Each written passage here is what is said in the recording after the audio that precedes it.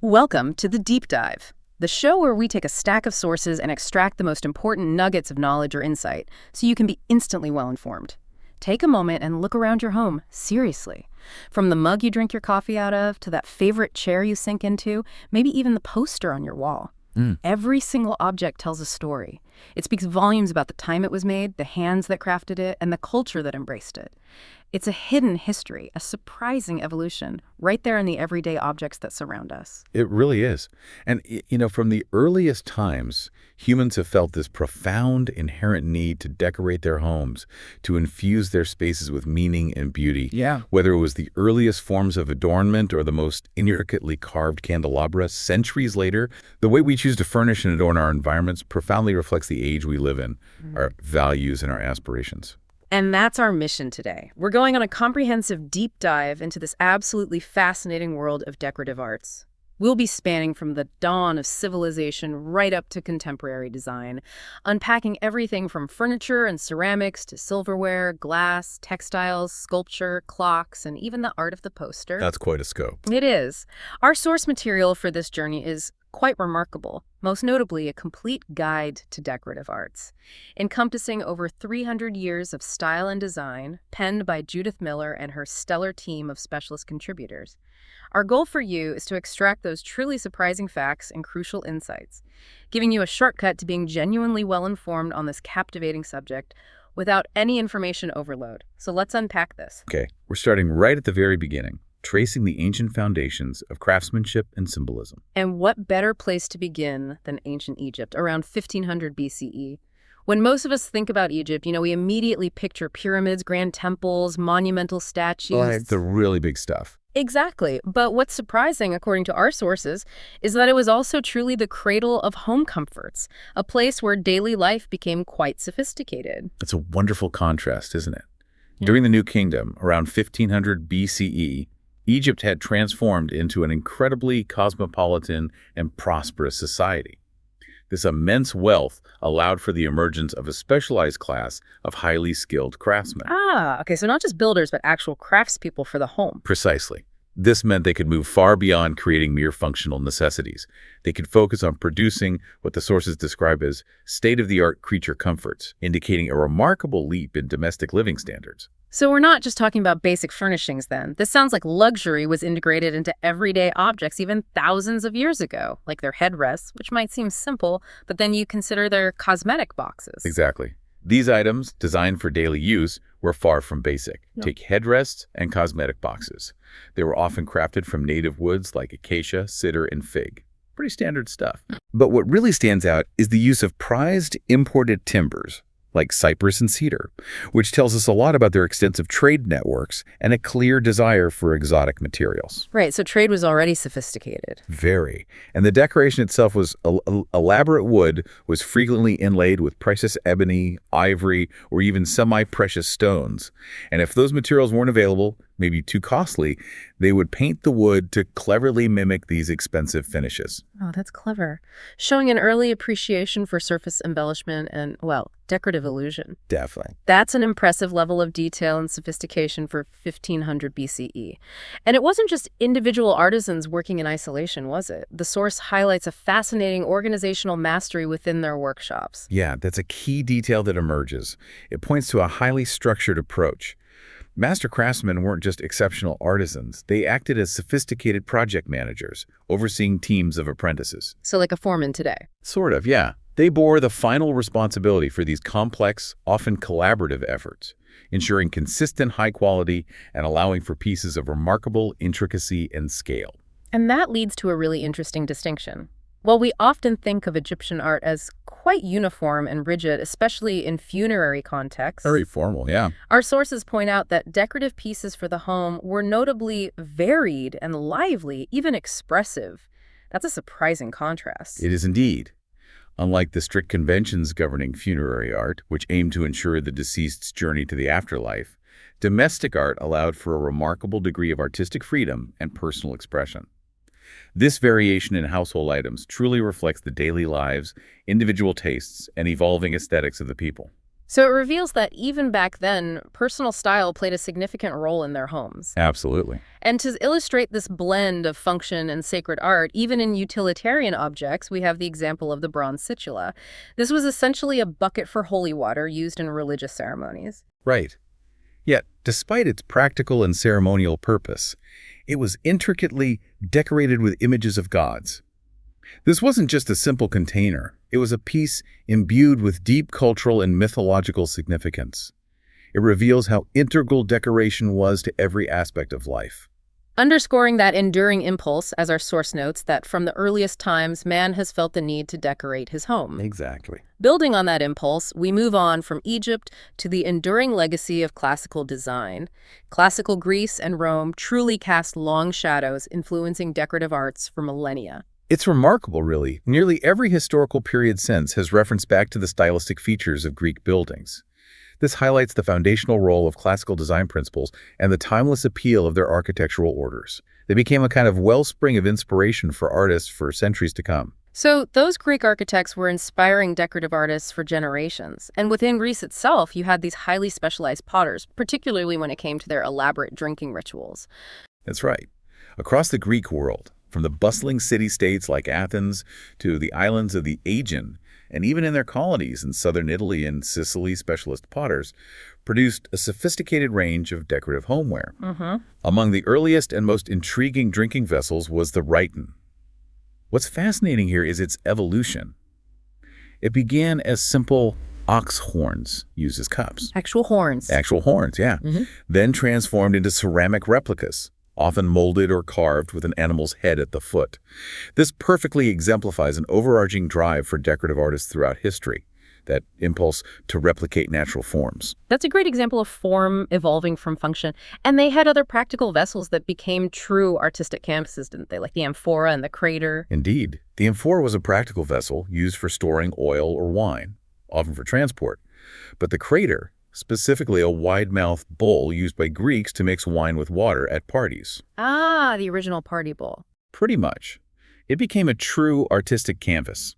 These were frequently decorated with images of Dionysus, the god of wine and revelry, showcasing how even practical items were imbued with profound cultural and mythological significance. And in the Roman world. We see this trend continue with common earthenware oil lamps. These were mold cast with an astonishing variety of decorative subjects, ranging from the devotional to the, erotic. Really? Okay. Yeah, reflecting an even broader spectrum of societal interests and expressions. And while our sources don't delve deep into it, it's clear there's historical evidence for the use of glass in the ancient world too, laying some foundational groundwork for later developments. And speaking of laying groundwork, we transition now to Byzantine and early Islamic art, which truly acted as a bridge of faith and innovation connecting East and West. The founding of Constantinople, the city of Byzantium, in 330 CE by Constantine was a pivotal moment. It quite literally created a bridge from east to west, giving rise to Byzantine art. This new state, fueled by Christian zeal and immense economic prosperity, spurred Byzantine art into becoming a powerful, distinct force in its own right. And the crowning architectural achievement of this entire era has to be the Hagia Sophia. Our sources unequivocally call it the eighth wonder of the world. That's an apt description. Completed by Justinian Serfi in 537 CE, the Hagia Sophia truly stands as a supreme achievement of Byzantine art. The interior decoration alone is breathtaking. What made it so special?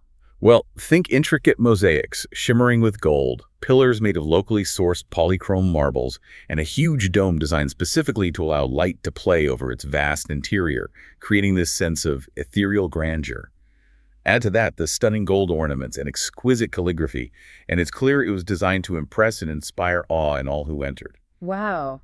And beyond the sheer grandeur, Byzantine decorative arts had a distinct purpose, didn't they? A moral and educational one for a population that was largely illiterate. Yes, that's a key point. What truly stands out here is that Byzantine art was often explicitly intended to educate or serve a moral purpose. How did that translate visually? It's strikingly evident in the depiction of figures in stiffly formal poses and the use of bright and bold colors. The goal was to ensure that the characters and stories represented, typically Christian narratives, could be easily recognized and understood by a largely illiterate population. Art was a powerful didactic tool, a visual sermon conveying religious narratives and values directly to the masses. Okay, I see. From the Byzantine Empire, we then move east to the early Islamic world. Here we see ambitious projects like the Alhambra fortress in southern Spain, begun in the 13th century, but it's in ceramics where Islamic art truly made a monumental contribution that reverberated across the world. Absolutely. A groundbreaking innovation that truly stands out is the perfection of luster decoration in the 9th century. Luster decoration, what exactly is that? It was a costly and complicated technique involving the use of metal oxides applied and then fired in a reduced oxygen atmosphere to impart a shining metallic surface to pottery. It gave it this iridescent sheen that resembled precious metals. It was truly revolutionary. Right. And later, in the 11th century, Islamic potters also developed fritware, which was specifically designed as an imitation of prized Chinese porcelain, showcasing their ingenuity and desire to replicate highly valued materials. And these techniques didn't just stay within Islamic lands, did they? They spread, becoming hugely influential across continents, a remarkable example of artistic diffusion. Not at all. These decorative forms and techniques spread far and wide. They traveled throughout Islamic countries and eventually reached Spain, where they developed into Hispano-Moresque lusterware in the 14th and 15th centuries. Right. You'd see this on beautiful dishes and cylindrical drug jars called albarelli. And crucially, this Persian form, along with tin-glazed earthenware, then diffused into Italy, where it became known as maiolica think pottery, given an opaque, fine white coating, making it look much more luxurious. Ah, maiolica. Okay. And from there, it spread across France, Germany, the Low Countries, and Britain. This connection really highlights how artistic innovation transcends borders, with ideas flowing, adapting, and transforming as they travel, enriching the decorative arts of numerous cultures. So many fascinating connections and innovations. Now let's fast forward a bit from these ancient empires to the medieval and Renaissance periods, a time of sacred art, secular interpretations, and a grand return to classical ideals. We begin with the Gothic period, where the Catholic Gothic style, whether in grand cathedrals or decorative pieces, aimed to impress a largely illiterate population with the glory of God and the supreme power of the Church. It was truly designed to be awe-inspiring. And one of the most awe-inspiring decorative innovations of this period has to be stained glass. Absolutely. The great stained glass windows depicting Bible scenes and the lives of the saints are iconic. While there's evidence for stained glass dating back to Saxon times, medieval craftsmen, as our source notes, truly took the art to unscaled heights. They transformed cathedrals into luminous storybooks, flooding spaces with divine light and narrative, creating an experience that was meant to feel otherworldly. But Gothic art wasn't confined to churches, was it?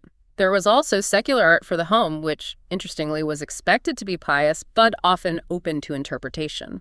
This raises an important question. Yeah. How did art navigate the sacred and the profane in private spaces? A series of tapestries known as the Lady and the Unicorn, made in Flanders in the late 15th century, represents a high point of medieval decorative art. Okay. It perfectly illustrates this thin line. The 6 panels, one for each of the senses, plus a 6th titled "A mon seul désir," my only desire, can be interpreted in multiple ways. Like what? Well, either as a young woman's rejection of worldly pleasures or as a narrative history reflecting courtly love. This sophisticated subtlety allowed designers to infuse their work with nuanced meanings. That's interesting. And the source connects this to later designers defying regimes. Yes. It points out this technique would later be used to defy powerful regimes with similarly sophisticated subtlety, using ambiguity as a form of hidden commentary. And stylistically, what about the human figures from this international Gothic period? What defined their portrayal? Figures in tapestries, manuscripts, stained glass, and paintings often exhibited an exaggerated courtly grace. Artists, for instance, noticeably elongated the limbs and necks of their subjects, creating a distinctive, almost ethereal aesthetic that became widely recognizable across Europe. Think of them as elegant, almost floating figures, emphasizing spiritual grace over earthly realism. And that leads us beautifully into the Renaissance and Mannerism, a period of rebirth, incredible artistic flair, and a grand return to those classical roots we talked about. Indeed. Italian architects truly used ancient texts as a foundational blueprint for their work. Andrea Palladio's Villa Cornaro, constructed in 1552-53, is a prime example, designed with what are considered ideal classical proportions. Right, that harmony. Exactly. This desire for architectural harmony and completeness extended even to interior schemes, like the famous Vatican loggia walls, which sought to recreate ancient Roman villa aesthetics. A complete, integrated vision.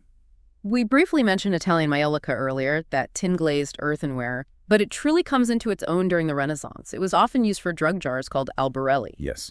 Early maiolica was often decorated in green and purple, depicting figures, animals, or heraldic beasts. But then a palette dominated by blue became immensely popular, leading to the highly significant 16th century historiato style, Historico. meaning story painting. What truly stands out here is how these vast pictorial paintings, intricate episodes from classical literature, biblical narratives, mythological tales, or allegorical scenes, covered huge expanses of large dishes. It was an explosion of narrative art on everyday objects, turning a plate into a canvas for grand stories. Wow. Where was this particularly popular? Especially popular in Urbino. Important centers also included Faenza, Castelli di Ruda, and Montelupo. So these classical decorative ideals from Italy didn't stay put. They moved and morphed into mannerism, spreading north through France and then across the rest of Europe. Exactly. A prime example of this trans-European spread is in the 1530s, when French King François I commissioned two renowned Italian artists, Rosso Fiorentino and Francesco Primaticcio, to decorate his palace at Fontainebleau. Oh, okay. Direct influence. Absolutely. This directly brought that Italian artistic flair and mannerist ideals to the French court, setting new trends that rippled outwards. And then you have someone like Bernard Palissy, this really eccentric French potter. His work sounds incredibly unique, almost grotesque. He was truly an outlier, bordering on obsessive. Palissy created his distinctive wares, which had a remarkable grotto-esque value, like something from a mythical grotto. He did this by casting actual reptiles, snakes, frogs, lizards from nature. Casting actual reptiles. Yes. He would then apply them to lid-glazed earthenware, surrounded by meticulously sculpted leaves, rockwork, and water. He used translucent colored glazes that made the reptiles appear realistically slimy and slithery, creating a startlingly lifelike effect. That's wild. It is. His unique and rather peculiar style was so compelling that his wares were widely copied, demonstrating the significant impact of his peculiar genius on French ceramics. And briefly, for French furniture of this period, what defined it? Our sources note that French furniture of this period, exemplified by the armoire, decorated with pilaster figures and attributed to Hugues Sambin, tended to be large and masculine. It reflected the prevailing tastes and scale of French interiors at the time, which favored imposing architectural forms. Okay, now let's step into the Baroque and Rococo periods. This was truly an age of opulence, playfulness, and a fascinating blend of global influences. This era was underpinned by immense economic shifts. England and the Low Countries, for instance, grew increasingly wealthy from international trade and colonial expansion, and the formation of the strong and stable United Kingdom in 1707 certainly played a role in fueling domestic demand. Right. More stability, more money for nice things. Exactly. And in Central Europe, Austria emerged as a major power after successfully fighting off the Ottoman Turks' siege of Vienna in 1683, and Prussia rose under Frederick William I and Frederick II the Great. This widespread prosperity created an enormous demand for lavish decorative arts, fueling extravagant production and a new dynamic aesthetic. And speaking of lavish, the visual language of the era was incredibly rich. Let's talk about how the playful spirit touched everything, from fantastical beasts to delicate sprigs of flowers. The Baroque and Rococo periods embraced a vibrant visual language. Fantastical beasts, stemming from classical mythology and Renaissance grotesque, were common motifs, but Rococo designers, with their naturalistic inclinations, often refined them to oriental dragons or various sea beasts, reflecting a growing fascination with the exotic. Alongside these mythical creatures, Rococo designers truly respected and imitated natural forms. They utilized an extensive palette to create realistic representations of flowers and foliage, often appearing as scattered sprays. Which was also a clever trick, right? To hide flaws. Yes, a clever trick, as these scattered floral motifs were frequently used on early European porcelain to camouflage any imperfections in the nascent glazes. Practical and pretty. And asymmetry, that feels like a defining characteristic of Rococo, a real departure from the earlier formality. It's a crucial element. After the heavy formality of the Baroque, the Rococo era represented a lighter, more playful style.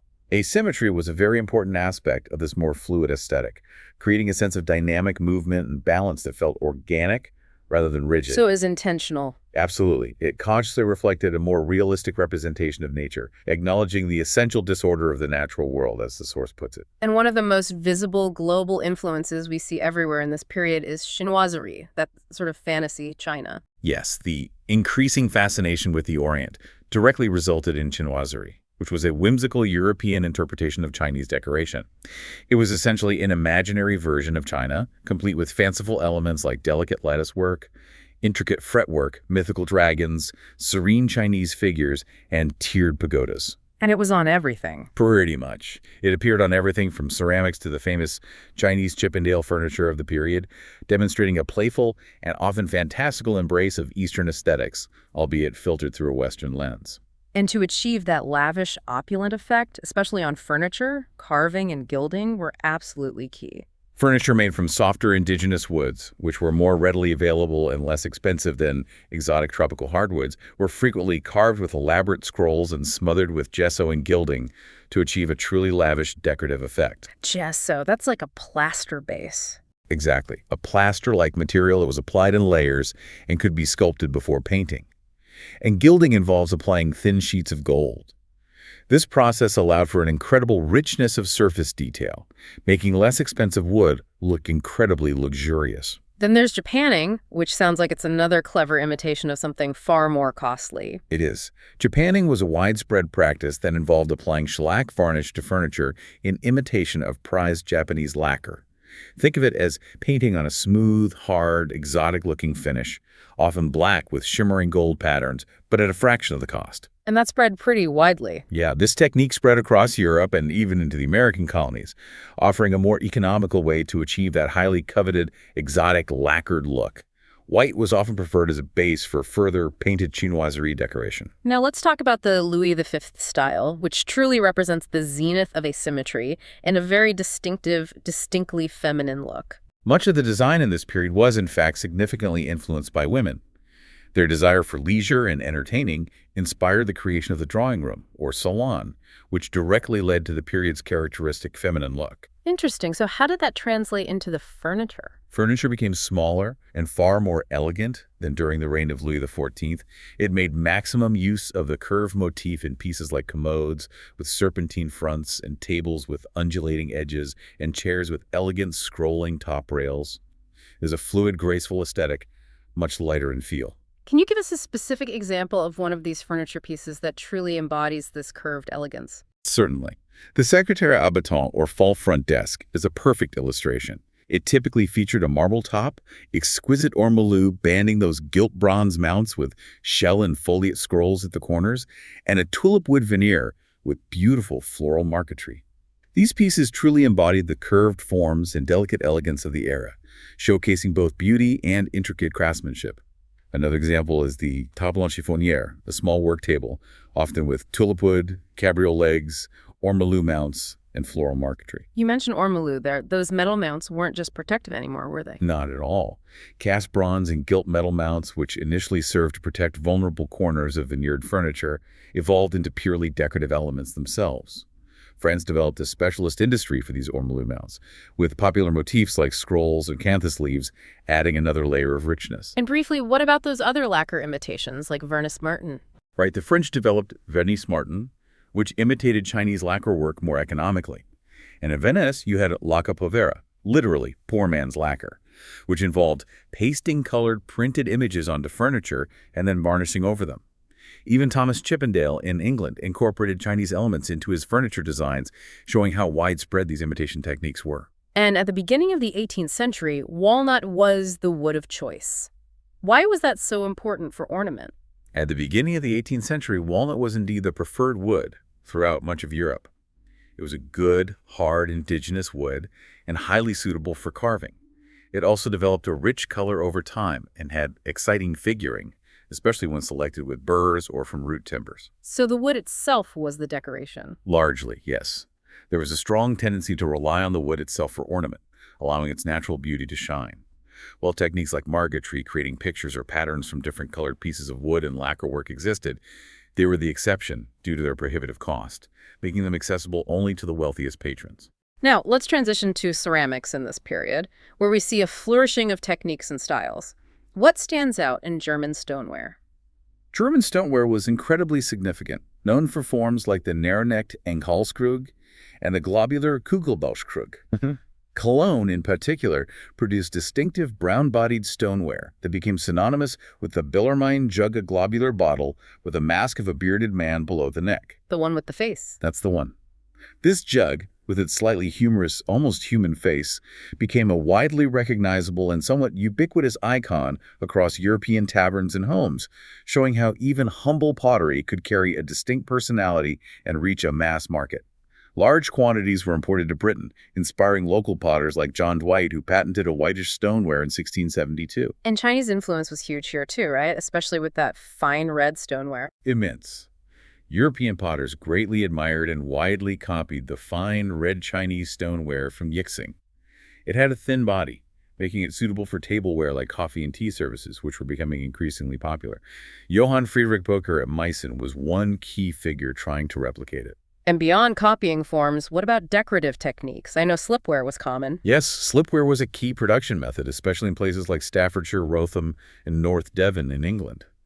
Potters would dip red earthenware into a brown or white liquid clay or slip, and then slip trail different colored slips onto the surface to create patterns, almost like icing a cake.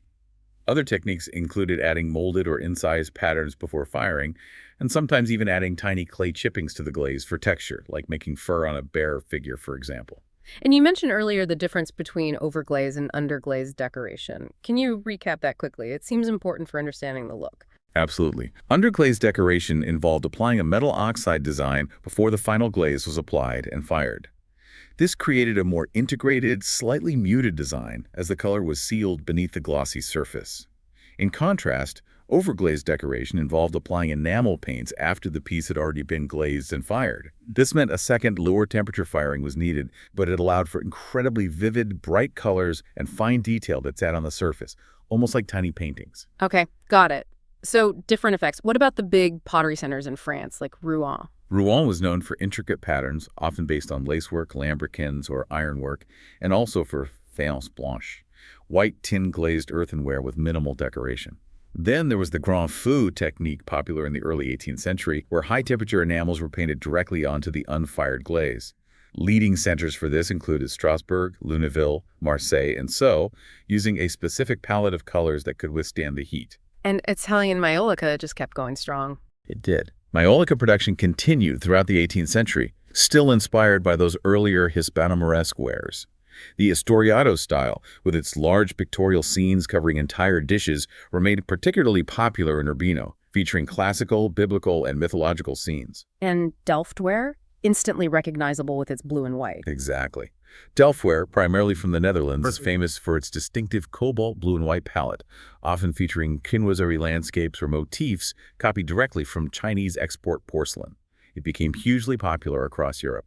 Now let's track the development of European porcelain factories. Vienna started early, with help from Meissen. Yes, with the help of former Meissen employees, the Vienna factory began producing hard-paste porcelain in 1719.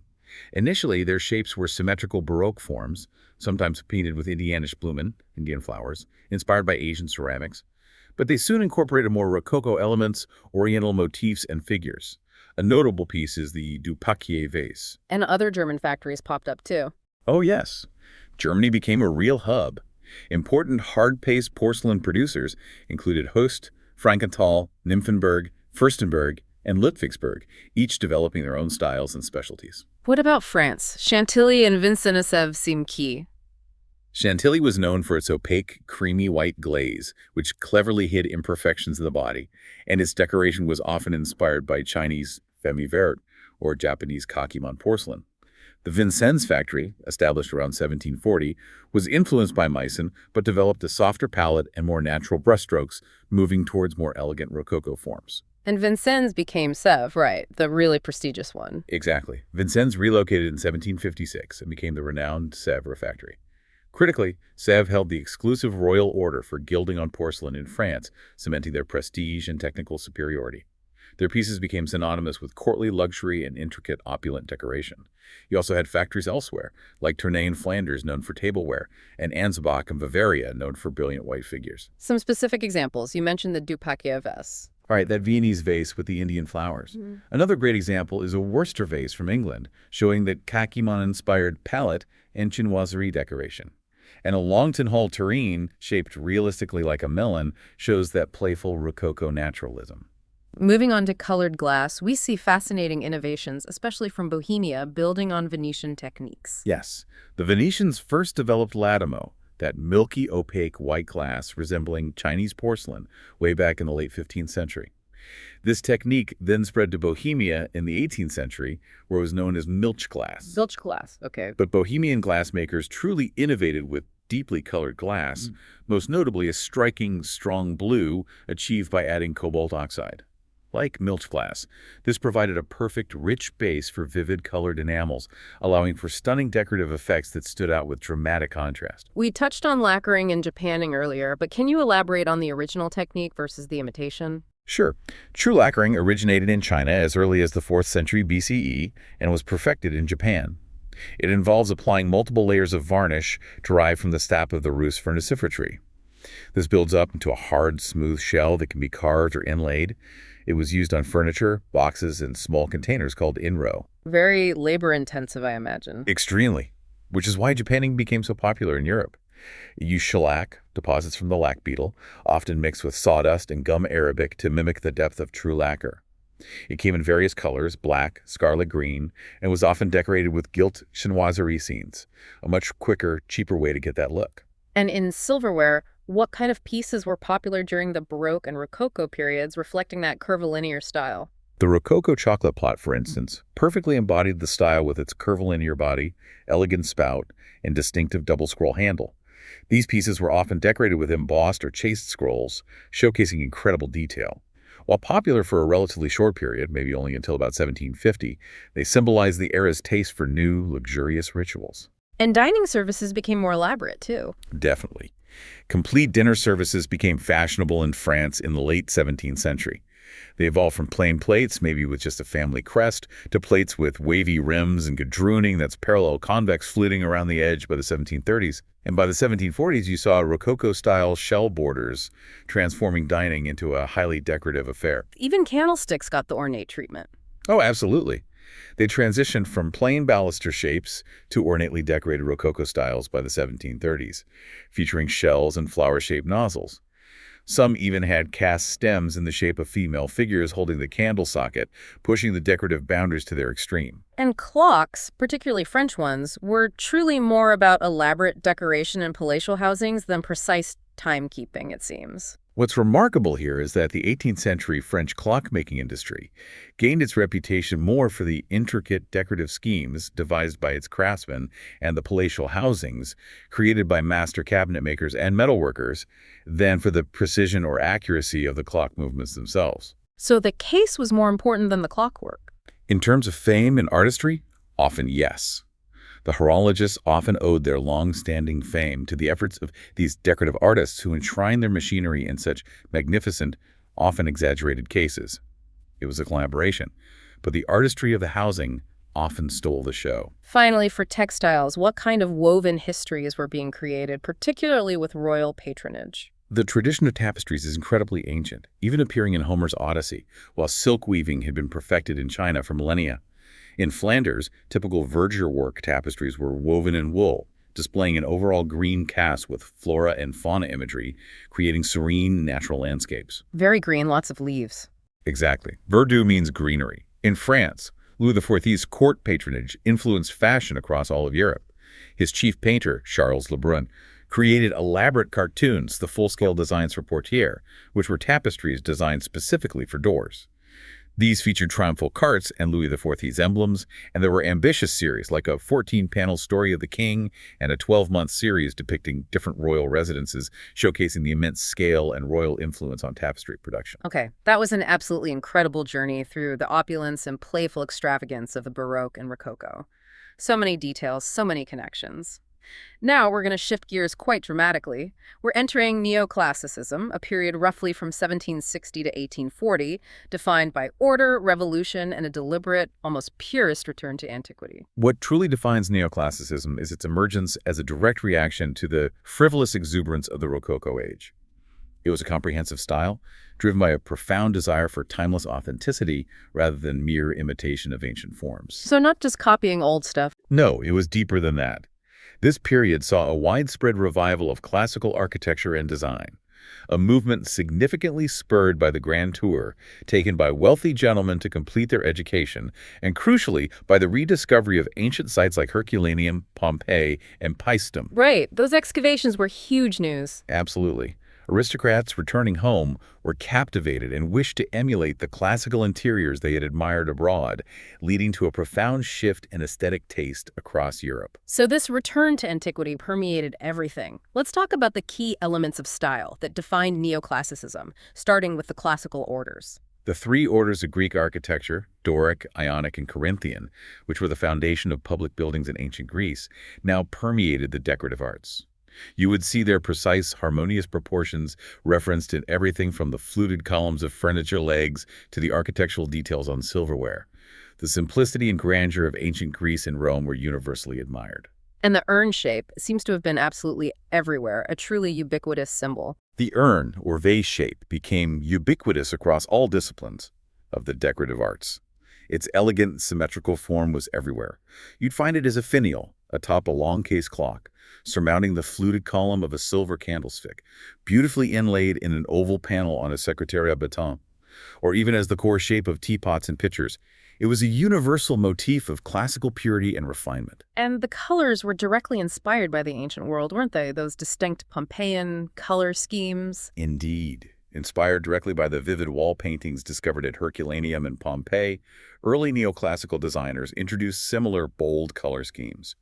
Red, blue, green, and white became particularly popular for painted furniture in Italy, creating a striking contrast and a sense of classical authenticity. And classical scenes started appearing everywhere, too. Yes, often resembling the precise etchings of Piranesi, classical scenes began to appear everywhere in European design, from intricate marquetry panels and fine furniture to painted scenes on enameled objets de virtu. Let's talk furniture now. How did it transition from those fluid Rococo curves to more rectilinear architectural forms? The initial signs of the new style were evident in France with the Goût Grec furniture, which emerged towards the end of Louis V's reign. Inspired by classical architecture, this furniture was large, rectilinear, and decorated with classical motifs like Vitruvian scrolls, Greek key, and guilloche bands. It was quite architectural, similar in feel to the British Palladian style. But it wasn't an instant switch, there was a transition. Exactly. There was a crucial transitional phase under early Louis XVI. Pieces often retained some Rococo forms, such as chests with serpentine fronts and chairs with cabriole legs, but they were increasingly adorned with typical neoclassical motifs, such as acanthus leaves, palmettes, and lion's masks, a blend of old and new. So a blend before the pure symmetry truly emerged. What defined that fully developed neoclassical style? Precisely. The fully emerged neoclassical style under Louis XVI was characterized by pure symmetry and a profound sense of balance. Forms became lighter, well-proportioned, and elegantly rectilinear. Designers consciously moved away from the heavy ormolu mounts seen in earlier periods, turning instead to delicate carving for decoration. And they relied more on the wood itself. Yes. Influenced by English cabinet makers, they emphasized the natural grain of the wood, usually mahogany, for its inherent beauty. Yeah. Chair and table legs became tapering and often fluted, directly imitating Greek and Roman columns, while classical ornaments like cameos, laurel swags, Greek urns, and anthemia were ubiquitous. And in Britain, Robert Adam was the leading figure, influencing complete interiors, creating a unified aesthetic throughout a home. Robert Adam was indeed the preeminent neoclassical architect and designer in Britain. He had studied in Italy, deeply influenced by Piranesi and the British Palladian movement. Adam was unique in designing complete interiors, ensuring that the colors, tones, and decoration of the furniture executed by master cabinet makers like Sheraton and Hepplewhite perfectly matched the walls and other ornaments. So a total look. A total look, exactly. His furniture designs often used light-colored woods, such as harewood and satinwood, elegantly contrasted with darker ones for decorative effect, creating a cohesive and harmonious classical environment. So things start off quite grand and then, interestingly, become more austere by the late 18th century. What drove that? That's right. Towards the end of the 18th century, furniture designs adopted a more austere character, reflecting perhaps a growing preference for simplicity, maybe even a reaction against the earlier richness. Forms became more linear, geometric, and even more slender and delicate. How did that show up specifically? Well, rectangular backs replaced the oval ones on chairs, and there was a noticeable decline in applied ornament. Carving gave way to intricate wood inlays that mimicked carved detail. Lighter woods like satinwood, tulip wood, and ash were favored, often contrasting with darker woods such as ebony and mahogany for decorative effect, emphasizing the inherent beauty of the wood itself over lavish embellishment. And over in Sweden, they developed their own distinct take, the Gustavian style. Yes, the Gustavian style in Sweden is a distinct interpretation. They often copied French counterparts, but typically finished pieces with light-colored paint and elegant gold decoration, giving it a lighter, airier feel compared to some of the French or British mahogany pieces. And then after the Revolution in France, we have Napoleon's powerful influence and the Empire style, which seems to reflect his military campaigns. The Empire style in France was strongly influenced by Napoleon's military campaigns and his desire for imperial grandeur. This led to interiors that often featured tented areas, especially in bedrooms, mimicking military encampments. Wow, really? Tents indoors. Sort of, yeah, fabric draped to look like tents.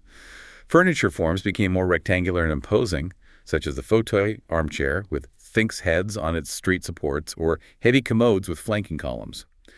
The lit-on bateau, essentially a daybed with scrolled ends and raised on a dais, was also widely interpreted, reflecting the grandeur and military aesthetic of the era. And the British equivalent was the Regency style. Similar but different. Exactly.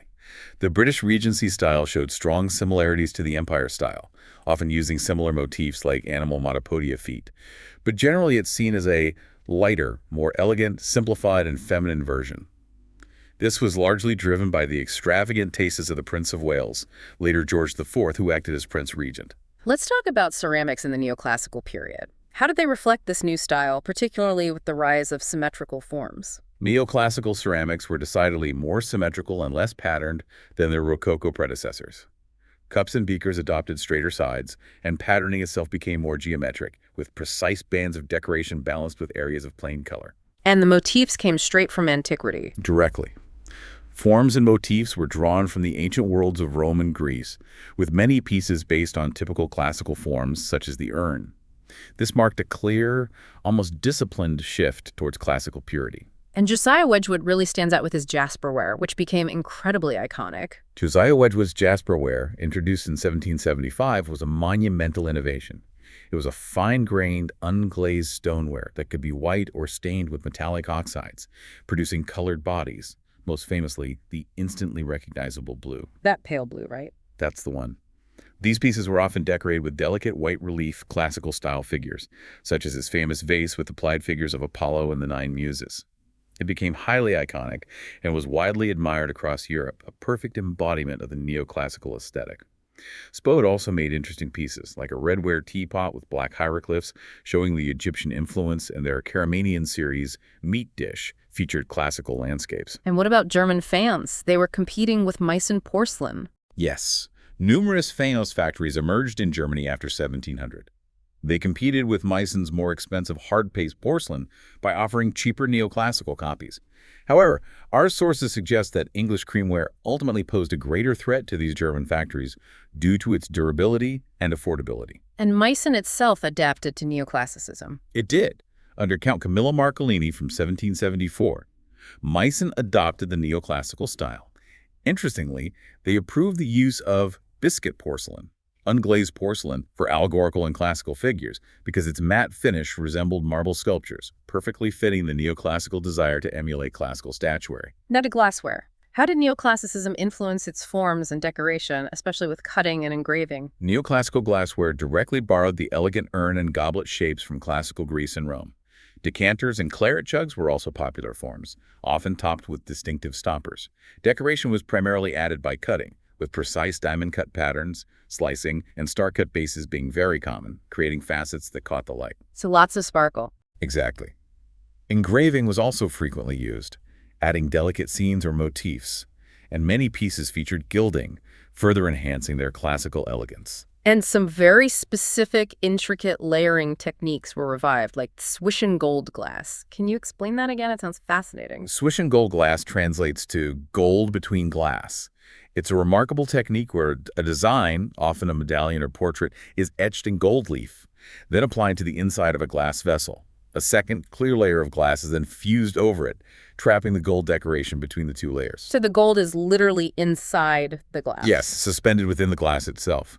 Johann Joseph Mildner, a Bohemian glassmaker, revived this technique for beakers and tumblers, creating delicate, shimmering designs. And those other techniques, flashing and casing. Right.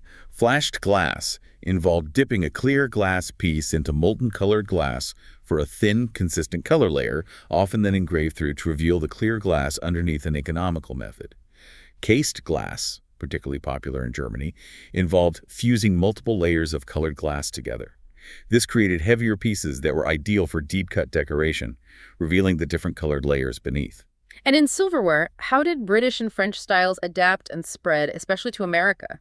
I understand Paul Revere, of all people, was a notable silversmith. British and French silver styles indeed spread throughout Europe and, after the American War of Independence, also reached the newly independent United States. Silver imports, pattern books, and catalogs made these styles widely available. Philadelphia and then Baltimore emerged as important centers for fashionable silver. And Paul Revere in Boston.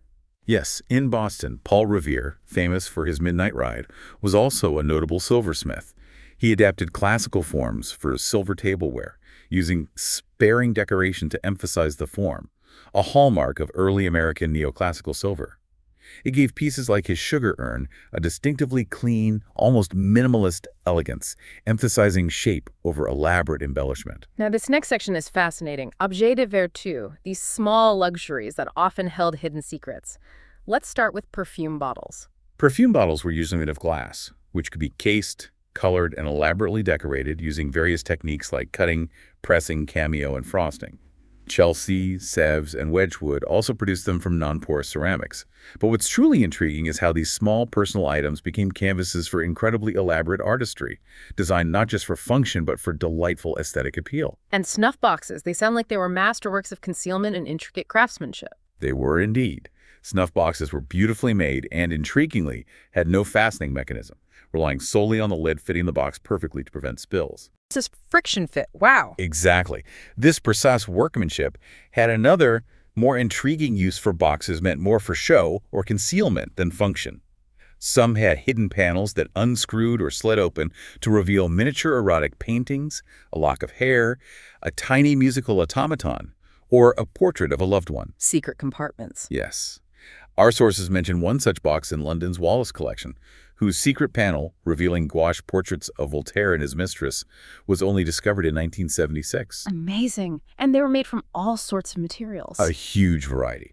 From metal ones decorated with Staffordshire enamels to engraved silver, precious stones, and trine that's wooden examples. Larger snuff malls designed for communal use on a table were often fashioned from ram's horns or even an entire ram's skull, showcasing extraordinary craftsmanship and a touch of the macabre. So even with something as seemingly mundane as snuff boxes, there's a world of hidden stories and incredible craftsmanship. But the source also connects a common indulgence of the period tea to some truly dramatic historical events. This is where decorative arts become profoundly entwined with global history.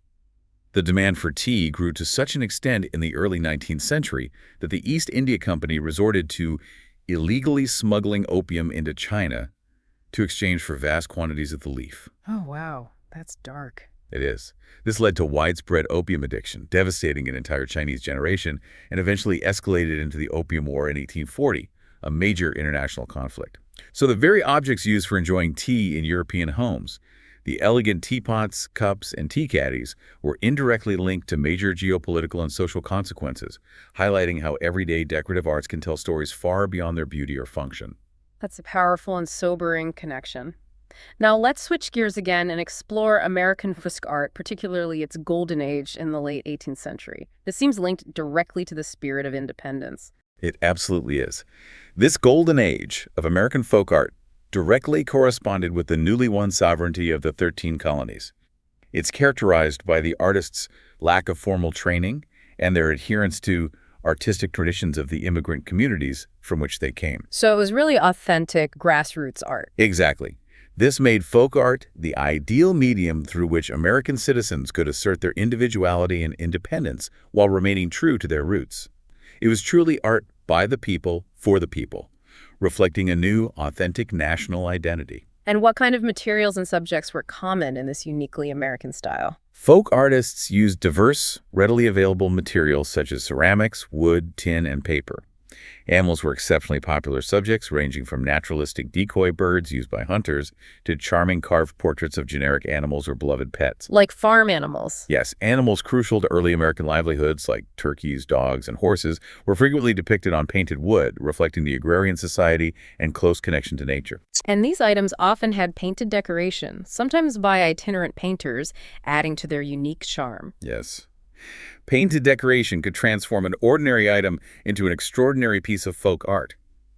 Itinerant painters, such as the prodigiously talented Rufus Porter, traveled widely, accepting commissions to decorate anything from walls to boxes. So they just travel around painting things. Pretty much. And at a local level, skilled villagers often earned supplementary income by painting prized possessions for their neighbors, literally bringing art directly into the community's homes and everyday lives. And certain motifs recurred again and again. Our sources highlight the tulip as particularly significant. The tulip was indeed particularly prevalent, carrying deep significance for early settlers, especially German immigrants. It symbolized contented home life and fertility, appearing on everything from brightly colored Pennsylvanian turkey carvings to painted pine candle boxes decorated with stylized potted tulips and rainbow bands. These motifs were loaded with meaning for the communities, expressing hopes for prosperity and domestic bliss. And from the German immigrant population in Pennsylvania, you had a unique art form called Fraktur. Tell us about that. Frakturity refers to illuminated manuscripts, and the most prevalent form was the Taufschein document. These were elaborate birth and baptism records, beautifully drawn by local schoolmasters using goose quill pens. Drawn by schoolmasters. Often, yes. They skillfully combined Lutheran devotional motifs like angels, crowns, and the symbolic tulip with astrological and natural symbols such as hearts and stars, and often included charming images of the family in formal dress. Fraktur declined in popularity as printing became more common in the 19th century, but they remain a beautiful testament to a specific immigrant artistic tradition and a unique form of family record-keeping. And tollware. That sounds like another imitation technique, like Japanning. Similar idea, yes. Tollware, or painted tinplate, was popular from the late 18th to mid-19th century. It was like Japanning but on tin. It usually featured a glossy black asphaltum base, though red or yellow grounds are rarer and more valuable. The decoration, often flowers or abstract patterns, was either hand-painted or stenciled. Was it difficult to make? Yes, the source notes its labor-intensive nature meant pieces were often reserved for special occasions, like weddings or just for display, rather than everyday hard use. You also saw earthenware techniques like sgraffito scratching designs through slip-on pie plates and distinctive redware pieces like a heart-shaped inkwell from Pennsylvania. Now let's explore textiles during this neoclassical period, from sophisticated silk weaving to very distinctive American samplers. The French city of Lyon had a long, illustrious association with silk, and by the 18th century, it truly directed trends across Europe. The first major fashion associated with Lyon was bazaar silks, characterized by their vibrant, asymmetrical patterns, often with dominant gold or silver threads, primarily used for dresses, setting a dramatic fashion statement. And Philippe de La Salle bridged Rococo and neoclassical styles. Yes. Philippe de La Salle, a Lyon silk designer, was particularly skilled, subtly bridging the gap between delicate Rococo and the simpler neoclassical look.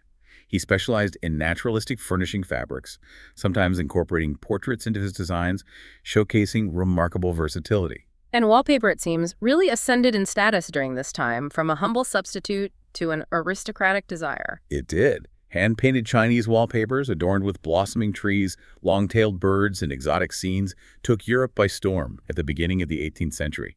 They transformed wallpaper from a humble substitute for tapestry into something even aristocrats desired, a symbol of luxury and exotic taste. What other designs were popular? Floral sprays and imitations of marble columns were also popular, mimicking more expensive architectural details. French manufacturer Jean-Baptiste Réveillon introduced neoclassical wallpapers in the 1770s, directly inspired by wall paintings from Pompeii, and employed leading designers. Later, in the early 1800s, French firms like Zuber and Dufour made impressive panoramic views of towns and landscapes for wallpaper panels, transforming entire rooms into expansive vistas. And finally, needlework and samplers. These weren't just decorative, they were tied directly to education and skill. Needlecraft was indeed a significant part of women's lives, often a communal activity for mending or creating elaborate quilts. Embroidered samplers served as a testament to their needlework skills and leisure time, often bearing the maker's name, age, and date. and were cherished family heirlooms. This practice spread from Britain to the American colonies. And they actually helped with literacy. Yes, what's truly fascinating here is the connection to literacy. The increased inclusion of text on samplers in the late 17th century directly charts a rise in general literacy, as girls learned their letters and numbers while perfecting their stitches. By the mid-18th century, sampler making became a primary educational exercise for girls from as young as 5 or 6, teaching basic reading, math, and religious instruction. Wow. So schoolwork, basically. In a way, yes. Darning samplers even emerged as a practical art form, where women mastered near-invisible stitches for mending costly items, which could be shown as evidence of ability for a lady's maid. But the sampler tradition declined after 1850, with the sewing machine and more academic girls' education, giving way to fashionable Berlin wool work. From the delicate stitches of samplers to grand monuments, let's talk about sculpture in this era, particularly Etienne Maurice Falconet. He had quite a dramatic shift in style. He did. Falconet began his career creating mildly erotic boudoir-style nymphs in a Rococo vein, reminiscent of François Boucher. But he then shifted dramatically, creating a massive, serious bronze equestrian statue for Peter the Great in St. Petersburg in 1778, a stark contrast to his earlier work. And he made some bold claims about modern sculptors. Yes, what's truly fascinating here is his controversial claim that modern sculptors were superior to the ancients in lifelike portrayals. He argued that sculpture should express living nature, animated, passionate, rather than just a cold likeness. Jean-Antoine Houdon, a Paris-based sculptor trained in Rome, came closest to fulfilling this ideal, excelling in capturing the individual personalities and expressions of his sitters, his incredibly lifelike portrait busts. What an incredible journey through a period of immense change and a return to classical ideals. Now we're going to dive into the 19th century, often called an age of excess, characterized by fascinating revivals and bold new directions, roughly from 1840 to 1900. This century's stylistic revivals are best understood as a potent expression of national feeling. They represented a nostalgic return to long-forgotten or neglected forms of art, to give continuity and substance to newly emerging nations. Linking to national identity. Exactly. Crucially, this was also a rejection of the mass production and commercialism of the industrial age in favor of a supposedly purer, more idealistic utopian age. This aligns perfectly with the struggles for independence and the unifications of nations like Italy and Germany during this period, where art provided a link to a glorious past. And the main revivalist style, the Gothic Revival, was a romanticized take on medieval architecture. The Gothic Revival was a romanticized reworking of the great church architecture of the Middle Ages, taking its dramatic grandeur and applying it to new contexts. Designers applied iconic architectural features like pointed arches, trefoils, those distinct three-lobe shapes you often see in stained glass, tracery, the intricate stone lattice work that holds cathedral windows together, and miniature pinnacles or spires to surprisingly heavy-set oak furniture. And stained glass made a comeback, too. A significant revival, yes, spurred by A.G.W. Pugin's work and William Morris's commissioning of pre-Raphaelite painters like Dante Gabriel Rossetti and Edward Burne-Jones to design magnificent church windows. This then, for the first time, led to stained glass windows appearing in private homes, bringing that dramatic light and storytelling indoors. Then there was the Renaissance revival, on a grander, more imposing scale. Yes, 19th century interpretations of the Renaissance paid homage to Italy's classical past, incorporating details like caryatid pillars, those sculpted female figures used as columns, and broken arch pediments. This resulted in large-scale, heavy architectural pieces laden with deep carved panels and friezes. Common forms included imposing center tables, long settles, and elaborate court cupboards, all echoing classical architecture, giving a sense of monumental grandeur to domestic spaces. And contrasting with that, the Rococo revival brought back a more feminine and curvilinear aesthetic. The Rococo revival, which originally developed in 18th century France, produced furniture with asymmetrical, curvaceous lines and rich naturalistic ornamentation, including shells, rockwork, and elaborate scrolls. Rococo revival furniture was altogether more feminine than those of the Renaissance revival, emphasizing elegance and fluidity. And new furniture forms came out of this. Yes, this period saw the return of the Louis XV fauteuil, and new forms like the balloon-backed chair with its rounded back, and the conversation seat, a sofa with multiple sections designed for groups to converse almost facing each other, emphasizing social interaction and comfort. And Britain had its own revivals in the 1870s, looking back to its own masters. That's right. There was a return to Adam, Hepplewhite, Sheraton, and Chippendale designs in Britain, aided by the publication of pattern books, leading to exceptional copies. The furniture tended to be small-scale, often in satinwood, with slim tapering legs and refined metal mounts. Moving to ceramics, England truly became a dominant force in the 19th century, almost an industrial powerhouse. The 19th century saw England rise as one of the largest and most renowned pottery-producing centers in the world. This was due to a perfect storm of factors. The Industrial Revolution bringing efficient mass production, a growing middle class eager for new fashions, and an expanding empire creating huge export markets. And Staffordshire was central to this. Absolutely. The Staffordshire potteries were at the forefront, owing their success to abundant raw materials. Clay, salt and lead for glazing, and coal for firing, all easily accessible. And they had a huge impact on the American market, didn't they? With very specific designs. A significant number of pieces exported to the United States bore designs specifically suited to that market, such as the Beauties of America series, featuring American landmarks and nationalistic themes. This shows how British firms shrewdly tailored their exports to capture foreign markets. And that Tariff Act helped date things. Yes. Crucially, the 1891 American-McKinley Tariff Act introduced the requirement for country of origin marks on export wares, which is incredibly helpful for dating pieces today and understanding trade flows. Staffordshire figures, often emulating earlier porcelain ones with characteristic flowering trees or bocage, were also popular exports. And in America itself, how did the ceramics industry grow post-revolution? I understand there was something called spatterware and mochaware. In the early 1800s, the introduction of post-revolutionary tariffs helped the American ceramics industry compete with foreign wares, leading to rapid growth. However, vast quantities of ceramics were still imported to meet demand, especially in the first half of the 19th century. But Staffordshire made specific things for America. Yes, interestingly, spatterware with its sponge-decorated borders and mochaware, which used liquid clay slip to resemble mocha stone or moss agate, were two of the most popular products that Staffordshire made specifically for the American market, demonstrating that even with tariffs, the transatlantic influence remained strong. And American stoneware production increased dramatically, too. Yes, post-revolution, American stoneware production soared.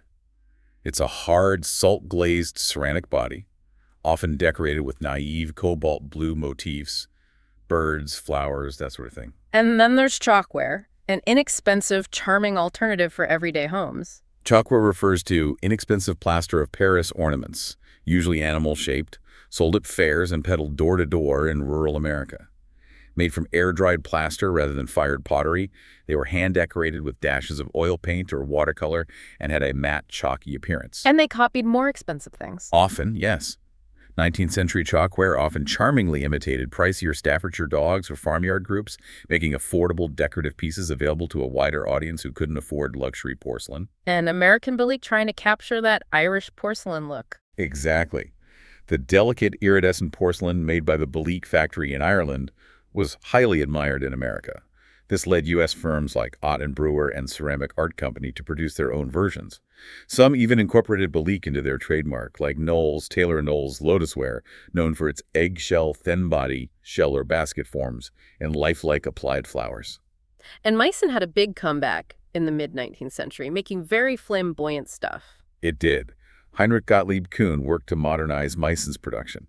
Then, designer Ernst August Luderitz reintroduced Rococo and neoclassical figures, responding to the tastes of a newly prosperous business class.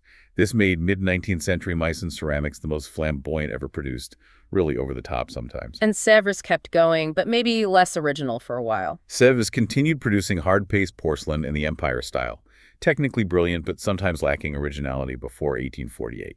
They did produce ultra-thin eggshell wares and incredibly accurate imitations of oil paintings on porcelain, showcasing technical skill. What about the British Rococo revival in ceramics? This was partly a reaction against French styles, aided by the development of more stable and cheaper bone china.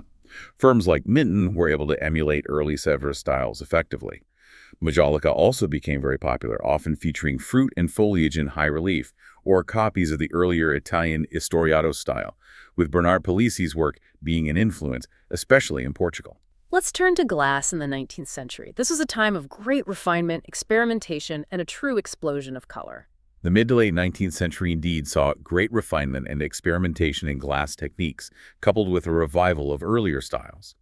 British replicas of the ancient Roman Portland vase in 1876 sparked a significant revival of cameo glass. That layered carving technique. Exactly, carving a top, often colored, layer to reveal a contrasting underlying one, creating stunning relief designs. Thomas Webb and Sons and Stevens and Williams simplified the difficult process through acid etching, making it more accessible for commercial production. And opaline glass from France, and all those colors. Yes. French glassmakers experimented with bone ash, producing opaline glass, a semi-opaque white glass that had a milky appearance but looked red when held to the light. By using metal oxides, they created opaline in diverse, striking colors, including the turquoise and the beautiful pink gorge de pigeon, resembling iridescent pigeon plumage. Thomas Webb and Sons in England had their bronze range. And this great color experimentation spread to the United States as well. Absolutely. The United States experienced great color experimentation. Mount Washington Glass Co. launched Burmese glass in 1885, a soft yellow that shaded to pink with a satin finish. Hobbs, Braconier and Company, produced Peach Blow, another graduated color glass, while Amberina glass, shading from pale orange to red, was another very popular range, showing a vibrant pursuit of new chromatic effects in glass. Enameling also became fashionable again around 1890, often combined with gilding. And pressed glass offered a cheaper alternative to cut glass. Yes. After the Great Exhibition of 1851 showcased its potential, pressed glass emerged as a cheaper imitation of expensive cut glass. Styles often continued for long periods because the molds were expensive to make. Stained glass, as we mentioned, also saw a revival thanks to Pugin and Morris, and there was even Islamic-style glassware inspired by 13th, 14th century moss lamps made by artists like Philippe Joseph Brocard. And pattern books became really important for spreading these designs. Hugely important. The development of color printing allowed pattern books like Owen Jones's seminal Grammar of Ornament, 1856, to disseminate historical and modern styles, to design studios and factories everywhere. Jones's book included detailed botanical plates alongside historical patterns, becoming an essential resource. Architectural texts like Vitruvius and Palladio and earlier English cabinet makers' pattern books also had a huge influence, reaching even the New World. And metalware. French bronze sculpture was highly acclaimed, and cast iron became incredibly practical. The 19th century saw French bronze sculpture enjoy acclaim not seen since the Renaissance. The Industrial Revolution had a profound impact.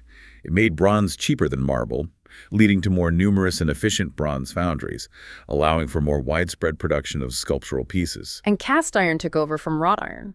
Pretty much. By mid-century, cast iron had almost entirely replaced wrought iron due to its practicality and reduced labor requirements. It was extensively used architecturally for fireplaces, hall stands, and garden furniture, and for decorative pieces like garden urns and weather vanes, providing an affordable and versatile material for both utilitarian and artistic applications. Christopher Dresser was also a hugely influential figure in metalware, a true proto-modernist vision. He was a visionary. Designer Christopher Dresser epitomized the move towards making objects beautiful and functional, championed by the aesthetic movement. He sought to simplify design and integrate form with function, almost a precursor to modernism. And his designs were inspired by botany. Yes. His art botany fused botanical drawing with geometry and pattern, creating highly stylized yet functional designs. His maxims, like maximum effect with minimum means, emphasized economy of style and clarity. His 1876 voyage to Japan reinforced his preference for form over ornament and fitness for purpose. And he worked directly with industry. Yes, he was unique in collaborating directly with industry, including lighting manufacturers, to make attractive, functional, and affordable household wares accessible to ordinary people. He even stamped his facsimile signature on products, an early form of brand identity. Let's talk about souvenirs. Travel became more accessible, didn't it? And the types of mementos changed. Yes. While the 18th century Grand Tour was expensive and exclusive, by the early 19th century, travel became less hazardous and less costly. This allowed more people, including wealthy Americans, to visit places of interest abroad.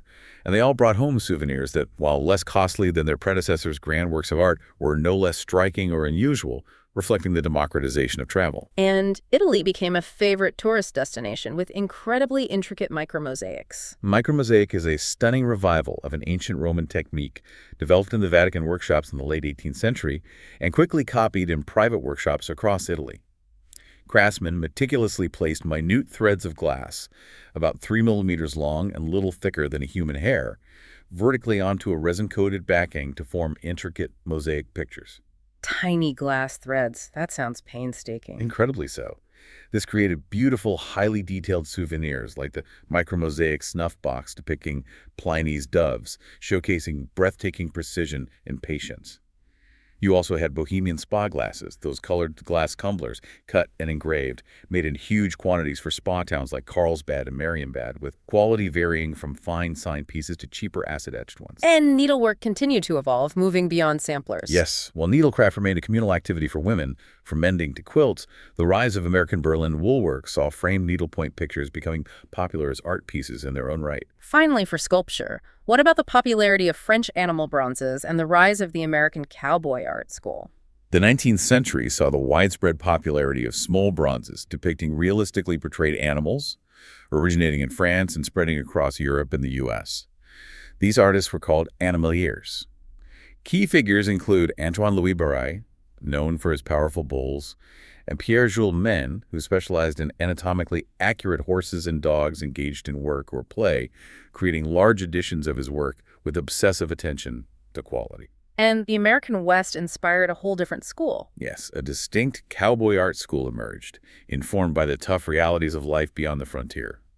Artists like Frederick Remington and Charles M. Russell, known for portraying movement, and Charles Chevaugle, who gained recognition after winning a prize in 1901, captured ordinary people and everyday events that shaped the American West. They satisfied a growing public appetite for Western art, fueled by nostalgia for a disappearing era and its rugged individualism. What an astonishing period of stylistic reinterpretation, from the grandeur of revivals to the rise of uniquely American art forms. Now we move into the arts and crafts movement, roughly from 1880 to 1920, emphasizing honesty of material and a profound Japanese influence. Arts and crafts emerged as a direct response to what were perceived as the excesses of 19th century revivals, the over-the-top ornamentation, and the perceived poor quality of mass-produced industrial design. It championed a return to honest craftsmanship, valuing the handmade over the machine-made, believing that true beauty came from the integrity of the material and the skill of the maker. And there was a distinct difference between the American vision and the British idealism, wasn't there? A more pragmatic approach in the U.S. Yes, quite so. While British arts and crafts, influenced by William Morris, often took an elitist stance against machinery, American arts and crafts figures like Henry Hobson Richardson, Albert Hubbard, and Gustav Stickley took a more pragmatic approach. They combined honest craftsmanship with higher sales volumes, reaching a far wider audience. How did they manage that? By not completely rejecting industrial production, but seeing it as a means to supply good quality, handcrafted-looking furniture to the masses, thus achieving Morris's ideal more effectively than he did in Britain, ironically. And stained glass found an ideal expression within arts and crafts, almost returning to its Gothic roots, and Tiffany lamps became iconic. The ecclesiastical Gothic roots of the arts and crafts philosophy indeed found ideal expression in stained glass. Techniques were revived for church renovations and adapted by lighting manufacturers. Louis Comfort Tiffany, the most celebrated American designer of leaded glass, truly excelled. He developed opalescent art glass with internal milky sheen and created his widely imitated Tiffany lamps. These beautiful lampshades. Exactly. They integrated glass and metal in intricate, often naturalistic designs, with metal linkages becoming decorative outlines for elements like wings or petals. His lamps became synonymous with the arts and crafts aesthetic. Beyond stained glass, arts and crafts craftsmen used subtle inlays, and that Japanese aesthetic clearly played a profound role. Craftsmen selectively used exotic woods, base metals, and leather as ornamental inlays, a labor-intensive technique that lightened dark-stained oak and offered a chance for decorative flourish. But the profound influence of Japan, especially after its ports reopened in 1859, was foundational. This led to a huge demand for all things Japanese. Which led to Japanesery. Yes, the Japanesery style, characterized by Japanese-influenced glazes and spare rectilinear construction. The best craftsmen, like James McNeill Whistler and his iconic Peacock Room, fused Oriental and Western forms, creating a new, harmonious aesthetic that moved beyond mere superficial application of motifs. And the broader aesthetic movement also impacted ceramics. It did. The growing distinction between utilitarian and art furniture led to an explosion of creativity in ceramics. Firms like Dolton championed the decorative possibilities of earthenware and stoneware, while Worcester and Minton developed glazes influenced by Japanese ceramic, lacquer, and cloisonné wares. And Morris & Co. Furniture, founded by William Morris himself, was a direct reaction against industrial design, emphasizing simplicity and natural materials. William Morris founded Morris, Marshall, Faulkner and Company in 1861, directly inspired by furnishing his new home. Reacting against what he saw as poor industrial design, the firm aimed to coordinate furniture using local woods like oak and ash and natural materials such as rushes for seating. And the decoration was minimal. Very minimal, yes. Taking inspiration from nature or medieval legend and often emphasizing exposed structure with large hinges and visible dowels. Philip Webb was crucial, responsible for enduring designs like the adjustable Morris chair, and he scorned machine-cut veneers, advocating for plain wooden surfaces that showcase structural beauty and natural wood grain. And there were regional variations, like craft guilds in the Cotswolds. Yes. Regional centers emerged, like the Cotswolds with figures like Ernest Gimson and the Barnsley brothers. Craftsmen sought to escape city life and fulfill a rural dream of community involvement through local guilds, fostering provincial expertise and sourcing local materials like the Sapperton wheelwright sourcing ash, deal, and oak. And in America, the Stickley family built an entire empire around arts and crafts furniture, making it accessible to a wider audience. The Stickley brothers, including Charles, Albert, Gustav, Leopold, and John George, were central to American arts and crafts. Their furniture, largely in plain oak and mahogany, was characterized by conspicuously exposed structural elements, celebrating the honest construction. And Gustav Stickley's magazine was influential. Hugely. His magazine, The Craftsman, spread arts and crafts principles widely. His brothers, Leopold and John George, became successful by producing more economical versions of Gustav's mission furniture, taking advantage of his relaxed attitude towards copyright. This allowed the style to reach a wider, more mass-market audience in America, democratizing good design.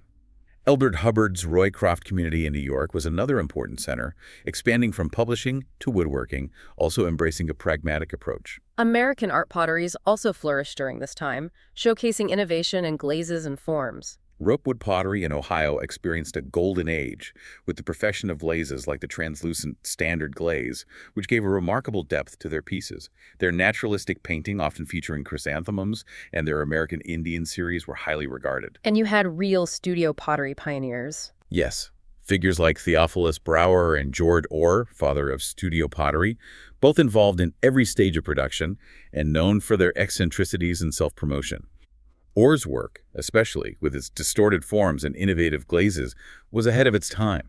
The Chelsea Ceramic Artworks and Fulper Pottery Company also focused on innovative approaches to glazing, with Fulper launching Vastcraft art pottery and marketing a staggering variety of glazes with evocative names like Cat's Eye and Elephant's Breath. And British art potteries were influential too, like Doulton. Yes, small art potteries led the market, followed by larger companies like Doulton & Co. at Lambeth. Doulton pioneered the employment of female staff, giving designers like George Tinworth and Hannah Barlow extraordinarily free rein to create unique pieces. And the Martin brothers, particularly Robert Wallace Martin, were responsible for the firm's extraordinarily characterful birds, armadillos, salamanders, and other fantastical creatures. Really distinctive work. And these exotic influences went beyond Japan, didn't they? A riot of color from places like Persia, India, and Morocco inspired Western designers. Absolutely. Western designers, reacting to the soot and grime of industrialization, were inspired by the riot of color they observed in places like Persia, India, and Morocco. Owen Jones's Grammar of Ornament, written after extensive travel, gave extensive coverage to Moorish and Persian styles, becoming a lasting source book for interior decorators. So people could see these styles easily. Yes, and the public could also see ancient Iznik ceramics firsthand at the South Kensington Museum, now the V&A, in London, bringing these rich, colorful traditions directly to the masses. Leighton House in London became the epitome of this exotic style. Let's talk metalware. Artisanal pieces often struggled against mass production, but some designers found ways to thrive, like through Liberty & Co. Metalworkers sought to create high-quality, handcrafted silver, but often struggled to compete with cheap factory goods. C.R. Ashby's Guild of Handicraft aimed to produce high-quality handcrafted silver, even moving his entire workshop to the Cotswolds to preserve craft. Liberty & Co. played a crucial role by commissioning prominent designers like Archibald Knox for their Cymric silver and Tudrick pewterware lines. And Knox's work had that Celtic feel. Absolutely. Knox drew heavily on his Manx heritage and Celtic roots, producing pieces with a hammered finish, often unpolished, and vivid enamels, giving them a distinct, almost ancient character. Enameling itself escalated as a fine art technique, providing fresh and lively embellishment to silver, often depicting galleons or landscapes. What about in America? Roycrofters and Gorham. In America, the Roycrofters Copper Shop, founded by Elbert Hubbard, produced utilitarian and decorative copperwares, emphasizing visible hammer marks as a sign of honest craft, sometimes even mechanically enhanced to meet demand. The Gorham Silver Company was an early adopter of machinery and incorporated Japanese motifs into its designs. Its Martellet range, however, was hand-hammered and eventually phased out. And this is where Danish modernism starts, with Georg Jensen. Yes, the roots are here. Georg Jensen, initially a sculptor, applied his training to silver, creating majestic rounded shapes. He later collaborated with architect Johann Rode on more modernist silver designs, balancing Art Nouveau's flowing lines with functional demands, and WMF in Germany was key for mass-produced, affordable Art Nouveau metalware. And finally, textiles were truly elevated from a dismissed art form, bringing color and texture to interiors. The British arts and crafts movement had a strong impact on textiles. William Morris played a key role in showcasing how textiles brought color and texture to interiors, raising the profile of tapestry, embroidery, and printed material, proving they were not just functional, but high art. And established designers got involved. Yes, the Silver Studio became a prolific supplier of fabric patterns to Liberty & Co., and prominent designers like Walter Crane and Charles Voysey also became involved, demonstrating how the movement elevated the status of this often dismissed art form. Textile designers also followed painting trends, like Van de Velde's La Vie des Dessins, showing Gauguin's influence with flat areas of color. Ultimately, textiles, with their increasingly stylized, abstract, and geometric repeating patterns, paved the way for the emergence of Art Deco and modernism. What a fantastic journey through a movement that prioritized craftsmanship and authenticity, a clear reaction to the industrial age. Now let's glide into the sinuous contours and organic forms of Art Nouveau, a style that dominated from roughly 1880 to 1915, celebrating nature and sensuality. Art Nouveau was truly a unified aesthetic, aiming for a cohesive, flowing design across all disciplines, from architecture to jewelry. It often deliberately turned its back on classical sources, choosing instead to find inspiration in the natural world.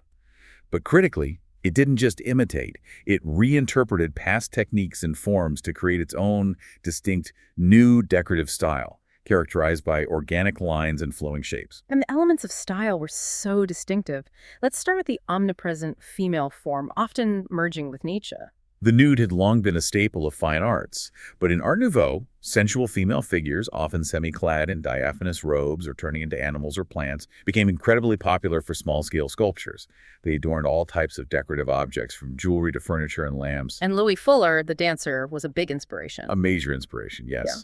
She was ingeniously depicted by Raoul Larche in gilt bronze lamp sculptures, where her swirling dress transformed into the lampshade. This blurring of human and natural forms was central to the aesthetic.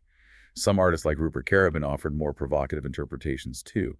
And in ceramics, there were striking new experimental glazes that contributed to this organic feel. Art Nouveau ceramics, originating from Bohemia, France, and the United States, featured incredibly innovative glazes that added to the organic flow. This included dramatic red glazes fired at high temperatures on stoneware, crystalline glazes that produce a speckled finish resembling frost or ice, and lustrous metallic glazes, all contributing to the period's focus on surface effects that captured natural phenomena. The dragonfly motif seems to have been particularly distinctive and widely used. The distinctive shape and bright, often jewel-like colors of the dragonfly, a common sight in the French countryside around Nancy, became a hugely popular motif. It was everywhere, appearing on iridescent glass vases, influencing René Lalique's iconic Dragonfly Woman brooch, a masterpiece of jewelry, and Émile Gallet even adorned furniture with its form, complete with bulbous eyes. It was a potent symbol of nature and metamorphosis, perfectly embodying the delicate and dynamic spirit of Art Nouveau. And iridescent glass also made a comeback, didn't it? Inspired by ancient finds. Yes. Contemporary excavations of ancient Roman glass, which often had a beautiful pearly sheen due to centuries of burial, inspired Art Nouveau glassmakers to try to recreate this effect. They achieved this by using metal oxides when firing glass, resulting in gently shimmering, multicolored surfaces that captured a beautiful, ethereal quality, making each piece seem alive with light. Marquetry, a traditional technique of inlaying different woods, was beautifully revived, especially by furniture makers in Nancy. Elaborate marquetry, creating pictures or intricate patterns from different colored pieces of wood, saw a beautiful revival, particularly by the furniture makers of the Nancy School in France. The natural world, from local wildflowers to insects and even landscapes, was their primary source of inspiration, allowing them to integrate delicate plant and animal designs into their pieces with incredible precision and artistry. And leaded glass, we know it from windows, but now it's used in lampshades, like the famous Tiffany lamps. Exactly. Pieces of stained glass enclosed in a metal framework were not only used in window panels, but were significantly integrated into lampshades, notably Tiffany lamps. Here, the colors of the glass would glow beautifully when illuminated, transforming light itself into an artistic element. And they used copper instead of lead sometimes. Yes. While lead was traditionally used for windows, the more flexible copper was often favored for lampshades, allowing for more intricate and fluid designs. And the metal linkages themselves often became decorative features, defining the wings of a dragonfly or the veins of a leaf. The tulip was another popular motif, influencing both decoration and shape. Now, on to furniture. Art Nouveau makers truly aimed to break traditional constraints, with Nancy and Paris as leading centers of innovation. French furniture makers were indeed determined to break free from traditional constraints, and Nancy and Paris became vibrant centers of this innovation. Émile Gallet, for instance, created furniture adorned with animal and insect motifs, like moths, frog table feet, and butterfly handles. His mastery of marquetry was exceptional, as he beautifully integrated delicate plant and animal designs into vitrines, tables, chairs, and bedsteads, making each piece a miniature natural world. And Hector Guimard's Le Style Metro is iconic, those vegetal, writhing, cast-iron lines of the Paris Metro entrances. Guimard's vegetal, writhing, cast-iron lines for the Paris Metro entrances were so distinctive that they gave the Art Nouveau movement an alternative name, Le Style Metro. As an architect-designer, Guimard stamped his unique vision on every aspect of his commissions, producing majestic and architectural furniture charged with linear swirls as if contorting wood like metal, creating a powerful, almost living presence. Henri van de Velde focused on cleaner, sweeping lines and even campaigned for equality for all arts, challenging traditional hierarchies. Henri van de Velde, a Belgian designer, was known for his streamlined forms and a radical philosophical approach. He designed his own house in 1894, down to the furniture and even his wife's clothes, striving for total artistic unity. And he wrote that pamphlet. Yes, in his 1895 pamphlet, De Blanc d'Art, A Clean Sweep for Art, he passionately campaigned against the traditional hierarchy of the fine arts, architecture, sculpture, painting over design, and decorative arts. He argued for equality for all arts, stating there should be no split that aims at single-mindedly ranking one art above the others, a truly revolutionary idea for the time. And another Belgian, Victor Horta, is known for his whiplash exuberance, almost literally bringing movement to interiors. Victor Horta, another influential Belgian architect-designer, created interiors that maximize light through central iron cages and light-filled stairwells, making spaces feel expansive and dynamic. His work was characterized by an airy exuberance unmatched since Louis XV. He manipulated daylight using subtly colored leaded glass and exploited electric light in interesting shapes. And the whiplash was his signature. It became his energetic leitmotif, appearing as sinuous wooden banisters, frenetic swirls of metalwork, and even painted details throughout his designs, creating a powerful sense of flow and organic movement. Then there was Carlo Bugatti, whose style was very distinctive, almost Moorish. Yes, Carlo Bugatti's furniture was instantly recognizable, inlaid with brass and pewter, embossed copper and vellum, often featuring tassels and Moorish arches. He even designed pieces for the Egyptian royal family. His Moorish-inspired interior won first prize at the 1902 Turin World Fair, although his pieces weren't always particularly comfortable or usable. Style definitely came first. And Germany had its own version, Jugendstil. Right, Jugendstil, or New Style, was a more restrained form of Art Nouveau in Germany. It aimed to fulfill modern life requirements and emphasized originality, but generally avoided the perceived excesses of French Art Nouveau, often with a slightly more geometric feel. Moving to ceramics, we see more experimentation, especially with glazes. Clément Messier perfected luster glaze in France, and his brother Delphin continued this work. In Belgium, Henri van de Velde was creative with organic shapes and flowing glazes, like the streaky Eosin glaze achieved using boric acid. The Zolnay factory in Hungary was famous for its eosin glaze, flooding pieces with iridescent color, and also for crystalline glazes resembling frost. And techniques spread across the Atlantic. They did. Knowledge diffused through experienced workers. Jacques Sicard, for example, brought his French training in luster glazes to Weller Pottery in Ohio, resulting in similar stunning effects being produced there. Figurines were also popular, with Royal Dutch specializing in nymphs, German and Austrian factories producing porcelain female figures, and Meissen continuing to make copies of its 18th century models. And Newcomb pottery in the U.S. had a specific mission. Yes, Newcomb pottery in New Orleans aimed to create a distinctly southern product, featuring Louisiana flora and fauna motifs. Their style evolved from glossy glazes with incised patterns to more characteristic matte, muted glazes. Now to glassware. Tiffany looms large, of course, but René Lalique also made a huge transition here. René Lalique is fascinating. He shifted from being a renowned jeweler, creating fantastic Art Nouveau pieces like orchids and dragonflies, to becoming a master glass maker. It started with successful perfume bottles designed for François Coty. And he embraced mass production. Crucially, yes. He pioneered the use of modern techniques of mass production, like mold pressing, making stylish, well-designed glassware accessible to a broad market, not just the elite. And Louis Comfort Tiffany, he's seen as America's answer to Émile Gallé. That's a good way to put it. Tiffany used glass as a sculptural material, drawing inspiration from plants, animals, and classical nudes. Tiffany Studio's lamps became his best-known legacy, embodying the marriage of metal and glass, where even the metal linkages were artfully incorporated into the design, outlining petals or wings. So Art Nouveau glassware was all about organic forms. Predominantly, yes. Organic forms were prominent, often echoed in the molded or pinched rims and whiplash curves of vases. Botanical themes were overwhelming, and those iridescent finishes achieved through metal oxide fumes were incredibly popular, giving the glass that shimmering quality. Lamps became a major focus too, especially with electricity becoming common. Domestic electricity revolutionized lamp design.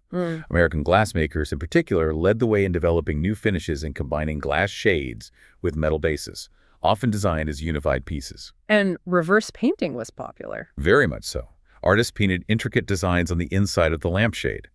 Handle lamps, for example, were prolific, featuring a vast range of subjects, floral patterns, birds, landscapes, exotic scenes with bases designed to perfectly integrate with the shade's themes, creating miniature illuminated artworks. In metalware, the whiplash curve is again prominent, almost a signature, and Japanese fusion continued to be a huge influence. Art Nouveau metalware strongly favored curves, sensual vitality, and fertility, with the whiplash curve and a common design feature, symbolizing plant tendrils and natural growth.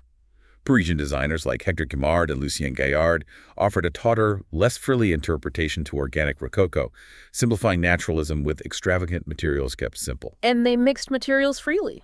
Yes, designers confidently mixed media, combining gold and silver with ivory, horn, and enamels, as seen in Gaillard's exquisite horn combs, showcasing a fearless approach to materials.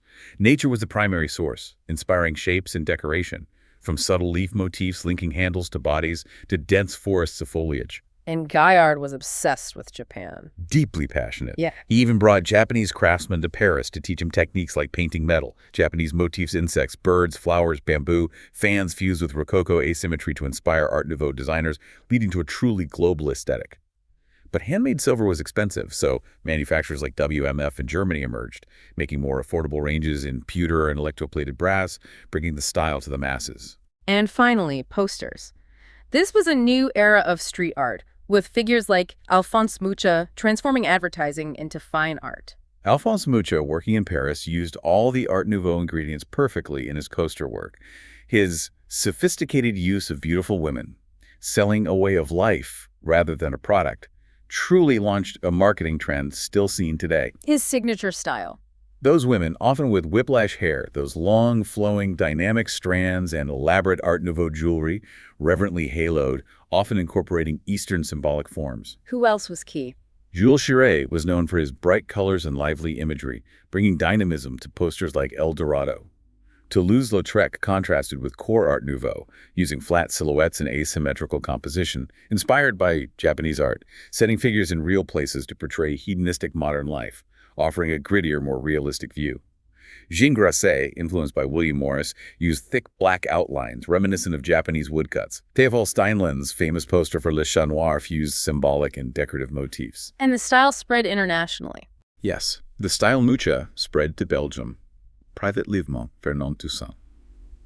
In Germany, Peter Behrens did early Art Nouveau posters before moving to geometric industrial designs. Jan Torup in the Netherlands created symbolist posters with attenuated women and rhythmic coils of hair. British graphic design was more limited outside the Glasgow school, and Aubrey Beardsley, whose decorative and grotesque black and white illustrations for Oscar Wilde's Salome were highly influential. Louis John Reed, British-born but working in New York, created posters for newspapers favoring bold palettes and Grasset's thick outlines. What an impactful, flowing aesthetic. You can see why it caught on, but also how its dramatic forms paved the way for something quite different. Now we're shifting gears dramatically into modernism and mid-century modern, a period from the early 1900s to the 1970s, defined by radical simplicity, form, function, and the machine age. This era truly embraced radical simplicity in geometric forms. Designers produced furniture and objects that were sleek, geometric, and sometimes severe in their simplicity, a stark contrast to the preceding organic styles. This began with pioneers like Michael Thanet, whose iconic bentwood chair, selling 50 million copies by 1930, was cited by Le Corbusier as a prime example of modernist design, embodying efficient mass production and clean lines. Christopher Dresser's earlier work also anticipated this, combining nature with diverse cultures in a new, harmonious whole. And the Bauhaus school in Germany was a central force for this new approach, a factory for prototypes. The Bauhaus School, founded in Germany in 1919, was a center producing machine-made prototypes for industry, aiming to bridge art and industry. Iconic designs like Marcel Breuer's tubular steel frame chair, which celebrated industrial materials, and Wilhelm Wagenfeld's glass and nickel desk lamp, known as the Bauhaus lamp, epitomized their philosophy of form following function. And this led to mass modernism. Yes, this marked a significant shift towards mass modernism, where industrial production influenced all areas of design. Modernist ideas influenced everything from typography to tea sets and chairs, becoming a recognizable style by the 1930s based on abstract rectilinear geometry and materials like chrome, steel, and glass. So geometric abstraction became a dominant visual language, almost a universal aesthetic. Yes. As abstract art spread, there was an increased use of geometric motifs and forms, a conscious move away from naturalistic representation. Movements like de style aim to reduce every plane to a straight line and primary colors. The rigid geometric look of the Glasgow school, for example, was greatly admired and emulated in Germany and Austria, highlighting a broader shift towards simplified abstract design that celebrated clean lines and pure forms. But even with this focus on mass production, luxury materials were still used. Oh yes. While mass production was key, modernist designers working on bespoke commissions for wealthy clients still used animal hides and leather for coverings and upholstery. They created grand integrated interiors, like those by Frank Lloyd Wright and Joseph Hoffman, proving modernism wasn't always starkly industrial. Interestingly, there's a paradox. So much supposedly industrial design was made by hand, with many Bauhaus handcrafted prototypes never actually reaching mass production. And designers like Michael Thanet really leveraged new materials like plywood and laminated wood to create these simpler designs. Modernists built on Thanet's work, utilizing bent plywood and laminated wood to reduce furniture components, leading to fewer joins and a smoother overall design. This was a crucial step towards producing furniture from single pieces of material, a hallmark of modernist innovation that led to iconic cantilevered designs, where the seat appears to float unsupported, creating a sense of lightness and efficiency. And Christopher Dresser, who we've mentioned before, really had a proto-modernist vision, anticipating much of what Bauhaus would later champion. Reconsidering Dresser, his art botany fused precise botanical drawing with geometry and pattern, anticipating later modernist principles of abstracting from nature. His maxims, like maximum effect with minimum means, emphasized economy of style and clarity, prioritizing efficiency and impactful simplicity. And his trip to Japan was key. Yes, his Japan voyage in 1876 strengthened his preference for form over ornament and fitness for purpose, making his designs a direct precursor to Bauhaus ideals. He was unique in collaborating directly with industry to make attractive, functional, and affordable household wares accessible to ordinary people, even stamping his facsimile signature on products, an early form of brand identity. And groups like the Glasgow Four and the Wiener Werkstatt were also crucial. Absolutely. The Glasgow Four, Charles Rennie Mackintosh and the MacDonald sisters combined arts and crafts, Art Nouveau, and the Celtic Revival to produce a radical new style, seen in Mackintosh's abstracted bird designs in his chairs.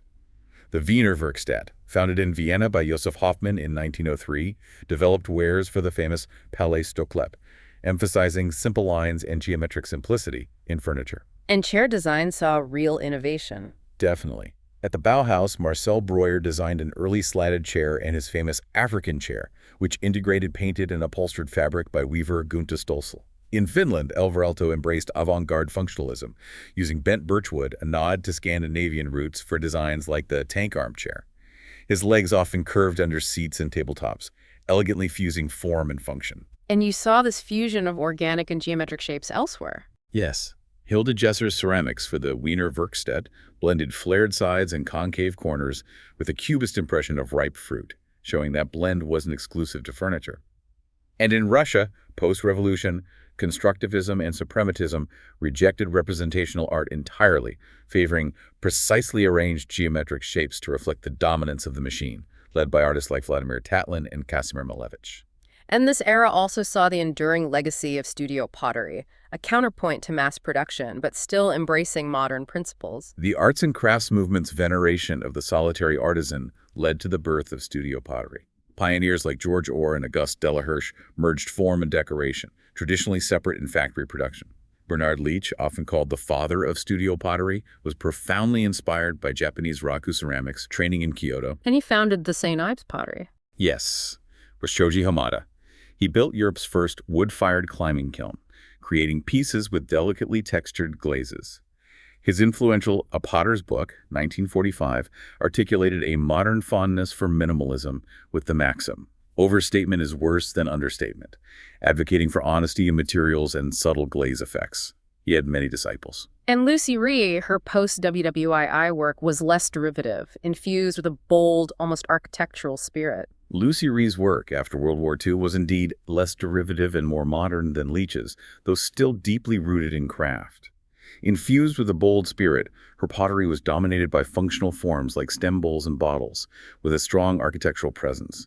Her glaze work was exceptionally varied, ranging from pitted volcanic glazes that created a rough, earthy texture to intricate sgraffito filigree where designs are scratched through layers of slip. She often collaborated with Hans Koper, who focused more on sculptural forms, together pushing the boundaries of what clay could achieve. And in mid-century ceramics, Scandinavian influence was very strong, impacting mass appeal with lean aesthetics. Kaj Frank's Kilta service for Arabia, created in response to post-war austerities, established an aesthetically and financially lean style that became a hallmark of Scandinavian ceramic design. Simple, functional, and beautiful. This influenced designers across Scandinavia like Carl-Harry Stolthane, Stig Lindberg, and Greta Meyer, whose simple yet effective designs found huge sales. And American modern ceramics became iconic too. Yes, Russell Wright's American Modern range for Steubenville and Homer Laughlin China Company's Fiesta ware became iconic, inexpensive, mass-produced designs with jazzy colors and streamlined shapes, making modernist aesthetics available to every home. Majid Grotel was also influential as a teacher at Cranbrook, connecting with figures like Charles Eames and doing glaze research for Eero Saarinen's glazed bricks. And even Picasso got involved with ceramics. Yes, in France, Georges Jouve applied modern techniques to ancient forms, while Pablo Picasso worked at the Madura pottery, manipulating clay bottles into figures, showing how fine artists engaged with the medium. Now to glassware. We're seeing sculptural forms and a fascination with trapped bubbles, especially in Scandinavia. Scandinavian designers truly excelled, creating highly sculptural forms. Kaj Frank continued his colorful approach to glassware with the Sipokupla soap bubble line, where small bubbles were deliberately encased in the glass. Designers like Vicky Lindstrand engraved scenes and created textured surfaces. Tapio Virkala made sculptural forms like the Kanto vase, resembling a tree stump. Timos Arpaneva designed the balanced Lancetti II. Gunnel Nyman was particularly known for her characteristic trapped bubbles within the glass, which became a signature element. And Murano glass adapted to modernism. Yes, Paolo Vanini led efforts in Murano to produce modern pieces with bold colors and abstract forms. Techniques like intarsia, where different colored glass pieces are meticulously laid together to form intricate patterns, almost like a glass mosaic in Somerceau case glass, which created a beautiful submerged effect with layers of color, were perfected by Carlo Scarpa. What about American and British glass? Wayne Husted created outsized designs for Blanco glass, known for vibrant colors favored even by Jackie Kennedy. In Britain, Ronald Stennett Wilson established the King's Lynn Glass Works, contributing to the modern glass scene. And lighting trends formed with new materials, becoming bolder and more experimental, especially with plastics. Advances in materials technology, particularly versatile plastics, truly transformed lighting design, making it even more experimental and bold. This allowed for sculptural forms like globes, curves, and vibrant colors that would have been far more expensive and difficult to achieve in other mediums. Any iconic lamps from this era? Oh yes, Joe Colombo's plastic table lamp, the Castiglione brothers' Gatto table lamps, which resemble glowing cocoons, and the Palolo Light's oversized pills set on plastic rings. Pop art's influence led to distortions of scale, as seen in Gaetano Pesce's 1970 Moloch floor lamp, a witty manifestation of pop art's enlargement of everyday objects. It's a giant version of a desk lamp. And metalware became about functional elegance. Yes, though often with distinctive finishes. Stuart Devlin, an Australian designer, created simple forms with rich, decorative embellishment through intricate hand-tooled finishes, contrasting with austere Scandinavian styles. Tommy Parsinger in the U.S. integrated handcrafted metalware into his furniture and designed brass accessories known for classical geometric shapes adorned with banding and accentuated loops. And home electronics, like televisions, became not just functional but central status symbols in the post-war American home. The post-war era saw fulfillment of the American dream through constant acquisition of new goods, making home electronics a central focus. Television sets in the 1950s and early 60s were designed as living room centerpieces, often with elegant wood finishes, reflecting the high esteem for this new technology. And designs got quite futuristic. Yes, reflecting the space age. The JVC Videosphere television from 1969, shaped like an astronaut's helmet, directly reflected the excitement of the moon landing. Manufacturers hired famous names to design products that caught the consumer's eye, such as Isamu Noguchi's Radio Nurse, a baby monitor resembling a robotic nanny or samurai helmet, and Werner Panton's involvement in Wiga stereo systems, turning electronics into artistic expressions. Iconic phones like the Ericsson Ericaphone and the British Trim phone also emerged.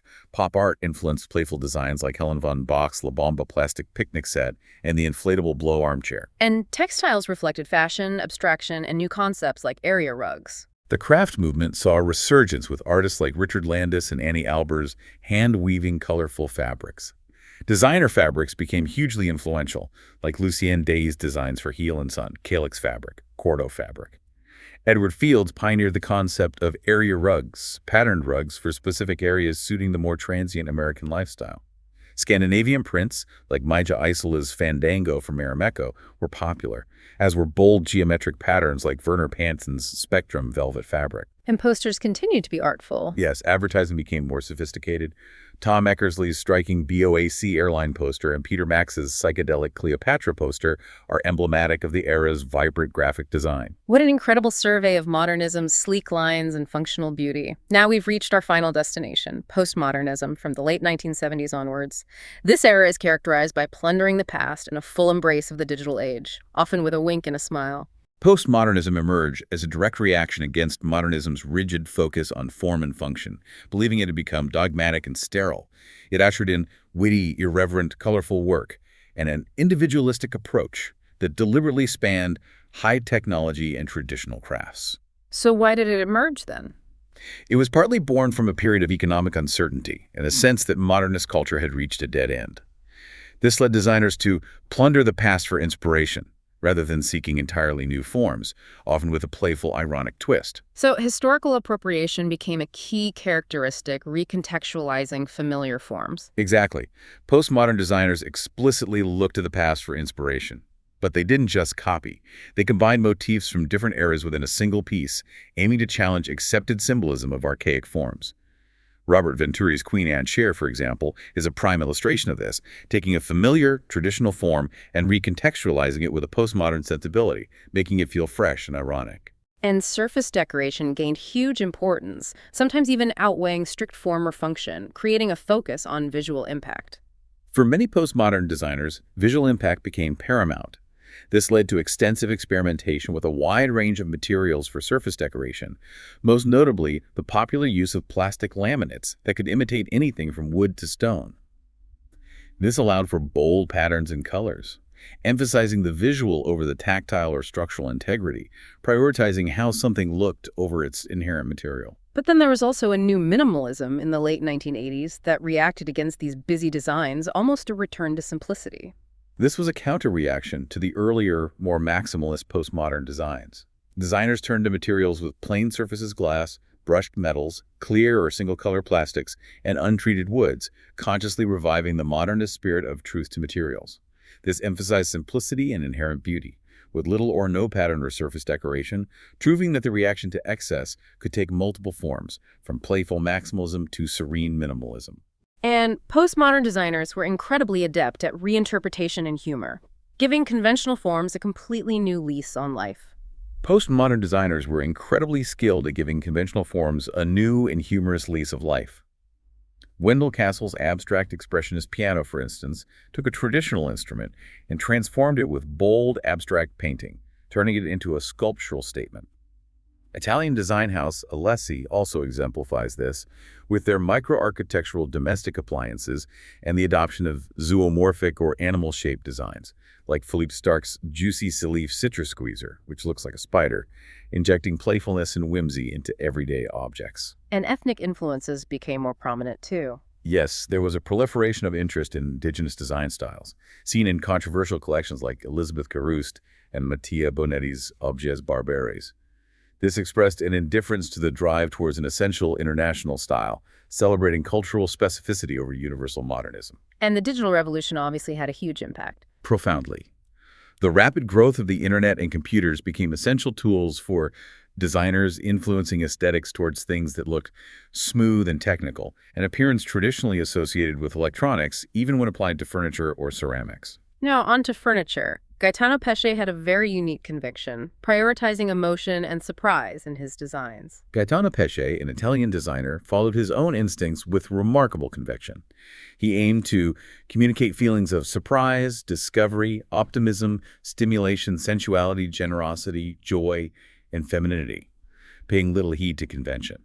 He used experimental materials and forms like his knotted chair made of carbon fiber and epoxy resin, which was literally tied into shape, and his nobody's chair, which changed color with heat, showcasing a highly personal, expressive, and often playful approach to furniture. And Wendell Castle, his work evolved dramatically, becoming much more eclectic and symbolic. Wendell Castle's journey saw him move from his 1960s curvilinear wooden furniture, which influenced many American designers, to a more eclectic postmodern output.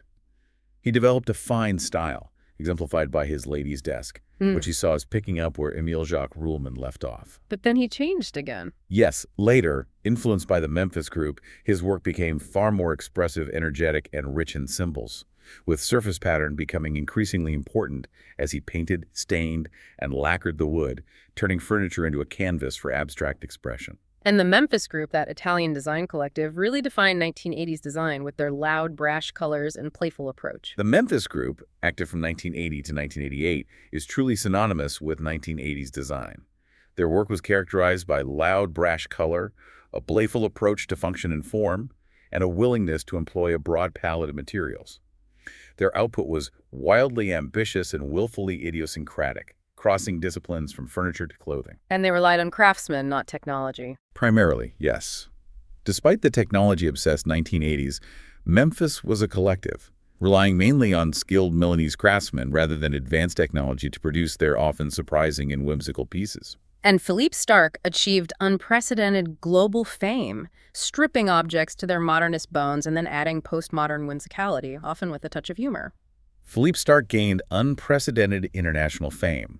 His designs often involved stripping an archetypal object down to its modernist bones, then adding a layer of postmodern whimsicality. For instance, giving a chair legs made from different materials, or a lamp a shade shaped like a bull's horn. And he moved into plastic. Yes, he was incredibly prolific in the 1990s, shifting to plastic for affordability and flexibility, making his often zoomorphic and curvilinear furniture widely appealing, turning everyday items into conversation pieces. And Mark Newson, the Australian designer, had a more futuristic feel. Yes, Mark Newson appreciated 1960s and 70s Italian furniture, but brought his own optimistic, futuristic vision. His career was launched by the Lockheed Lounge in 1985, a sculptural lounger made of fiberglass and riveted aluminum, resembling a 1950s aircraft. It gained international recognition and set the stage for his influential career. And this postmodern spirit extended to home goods as well, with new technology and playful personification, especially in the kitchen.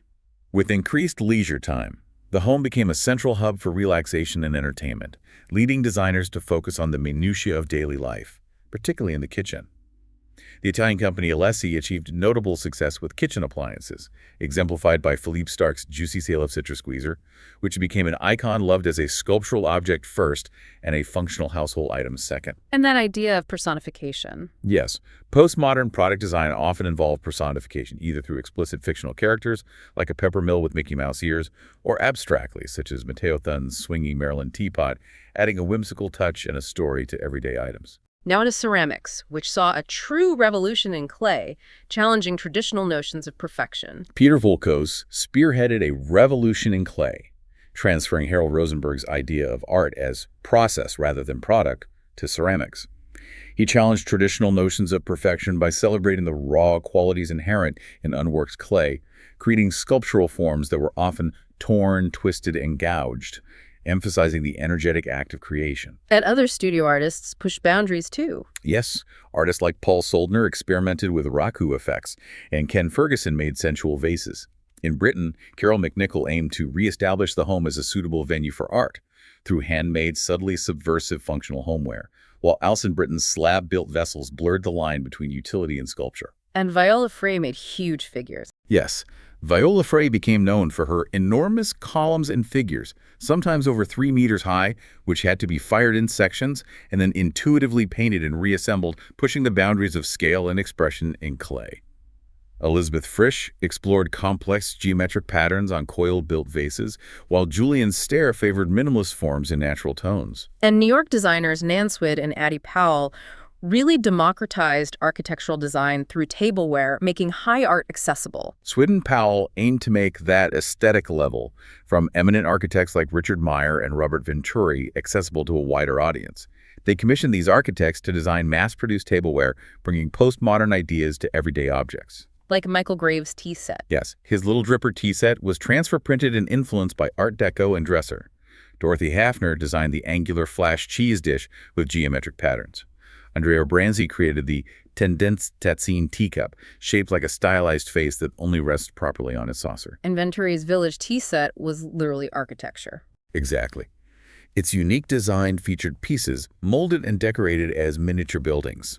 A coffee pot, referencing a Tuscan tower. A teapot based on an ancient temple, complete with playful Latin inscriptions. It literally brought architecture to the table, creating a witty dialogue with history. And glassware in this period showed great freedom and technical experimentation, becoming brightly colored and playful. Studio art glass truly came into its own, becoming brightly colored, playful, and often witty, displaying freedom of form and technical experiment as purely decorative pieces, moving beyond function entirely. Who are the key innovators here? Marvin Lepofsky explored the inherent beauty of glass's color. Richard Marquis, famously, manipulated glass to resemble clay forms, challenging material expectations. Pauline Solvin focused on simple blown forms. Dan Daly used unusual materials like vitrolite plate glass to add an element of deluxe, creating a sense of luxury. And collaboration became more common. Yes, the trend shifted from solitary craftsmen towards working with assistants specializing in different skills, as seen with Daly's complex pieces. Unique techniques flourished, like Marianne Toots, Zinsky's richly colored vases made by layering fine glass threads, almost like woven glass.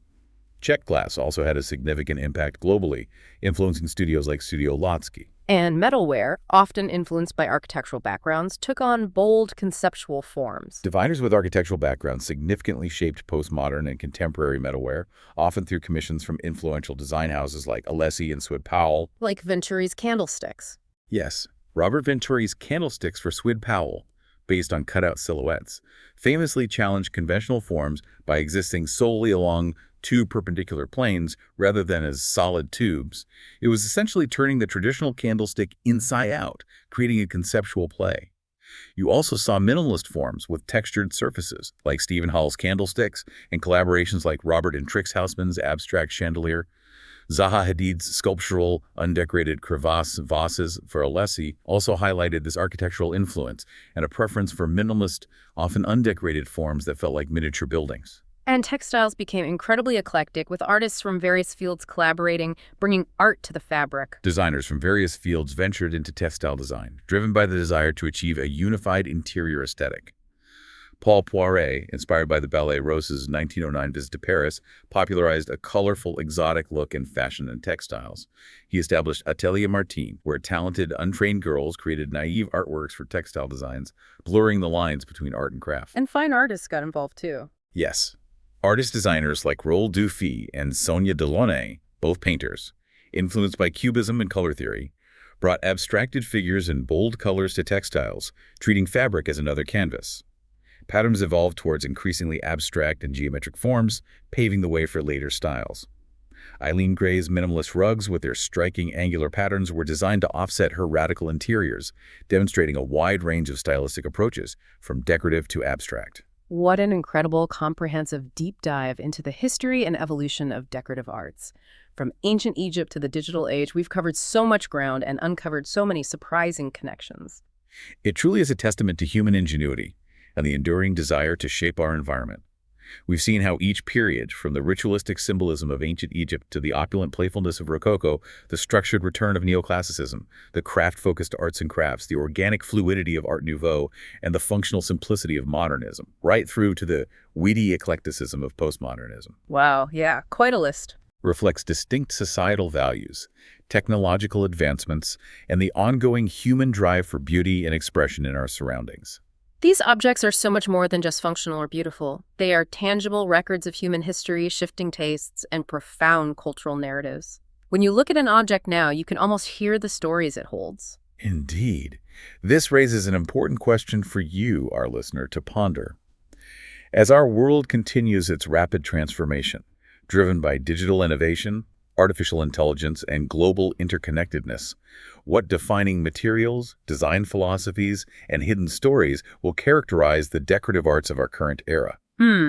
That's a great question. What will the objects we create and choose to live with today tell about us to future generations? So as you go about your day, perhaps you'll now look for the whiplash curve in a vintage lamp, or consider the hidden panels of a beautifully crafted box, or even see the echoes of a Hawaiian urn in a modern vase. Understanding the deep stories these items hold truly transforms the way we see the world around us. Thanks for joining us on this deep dive.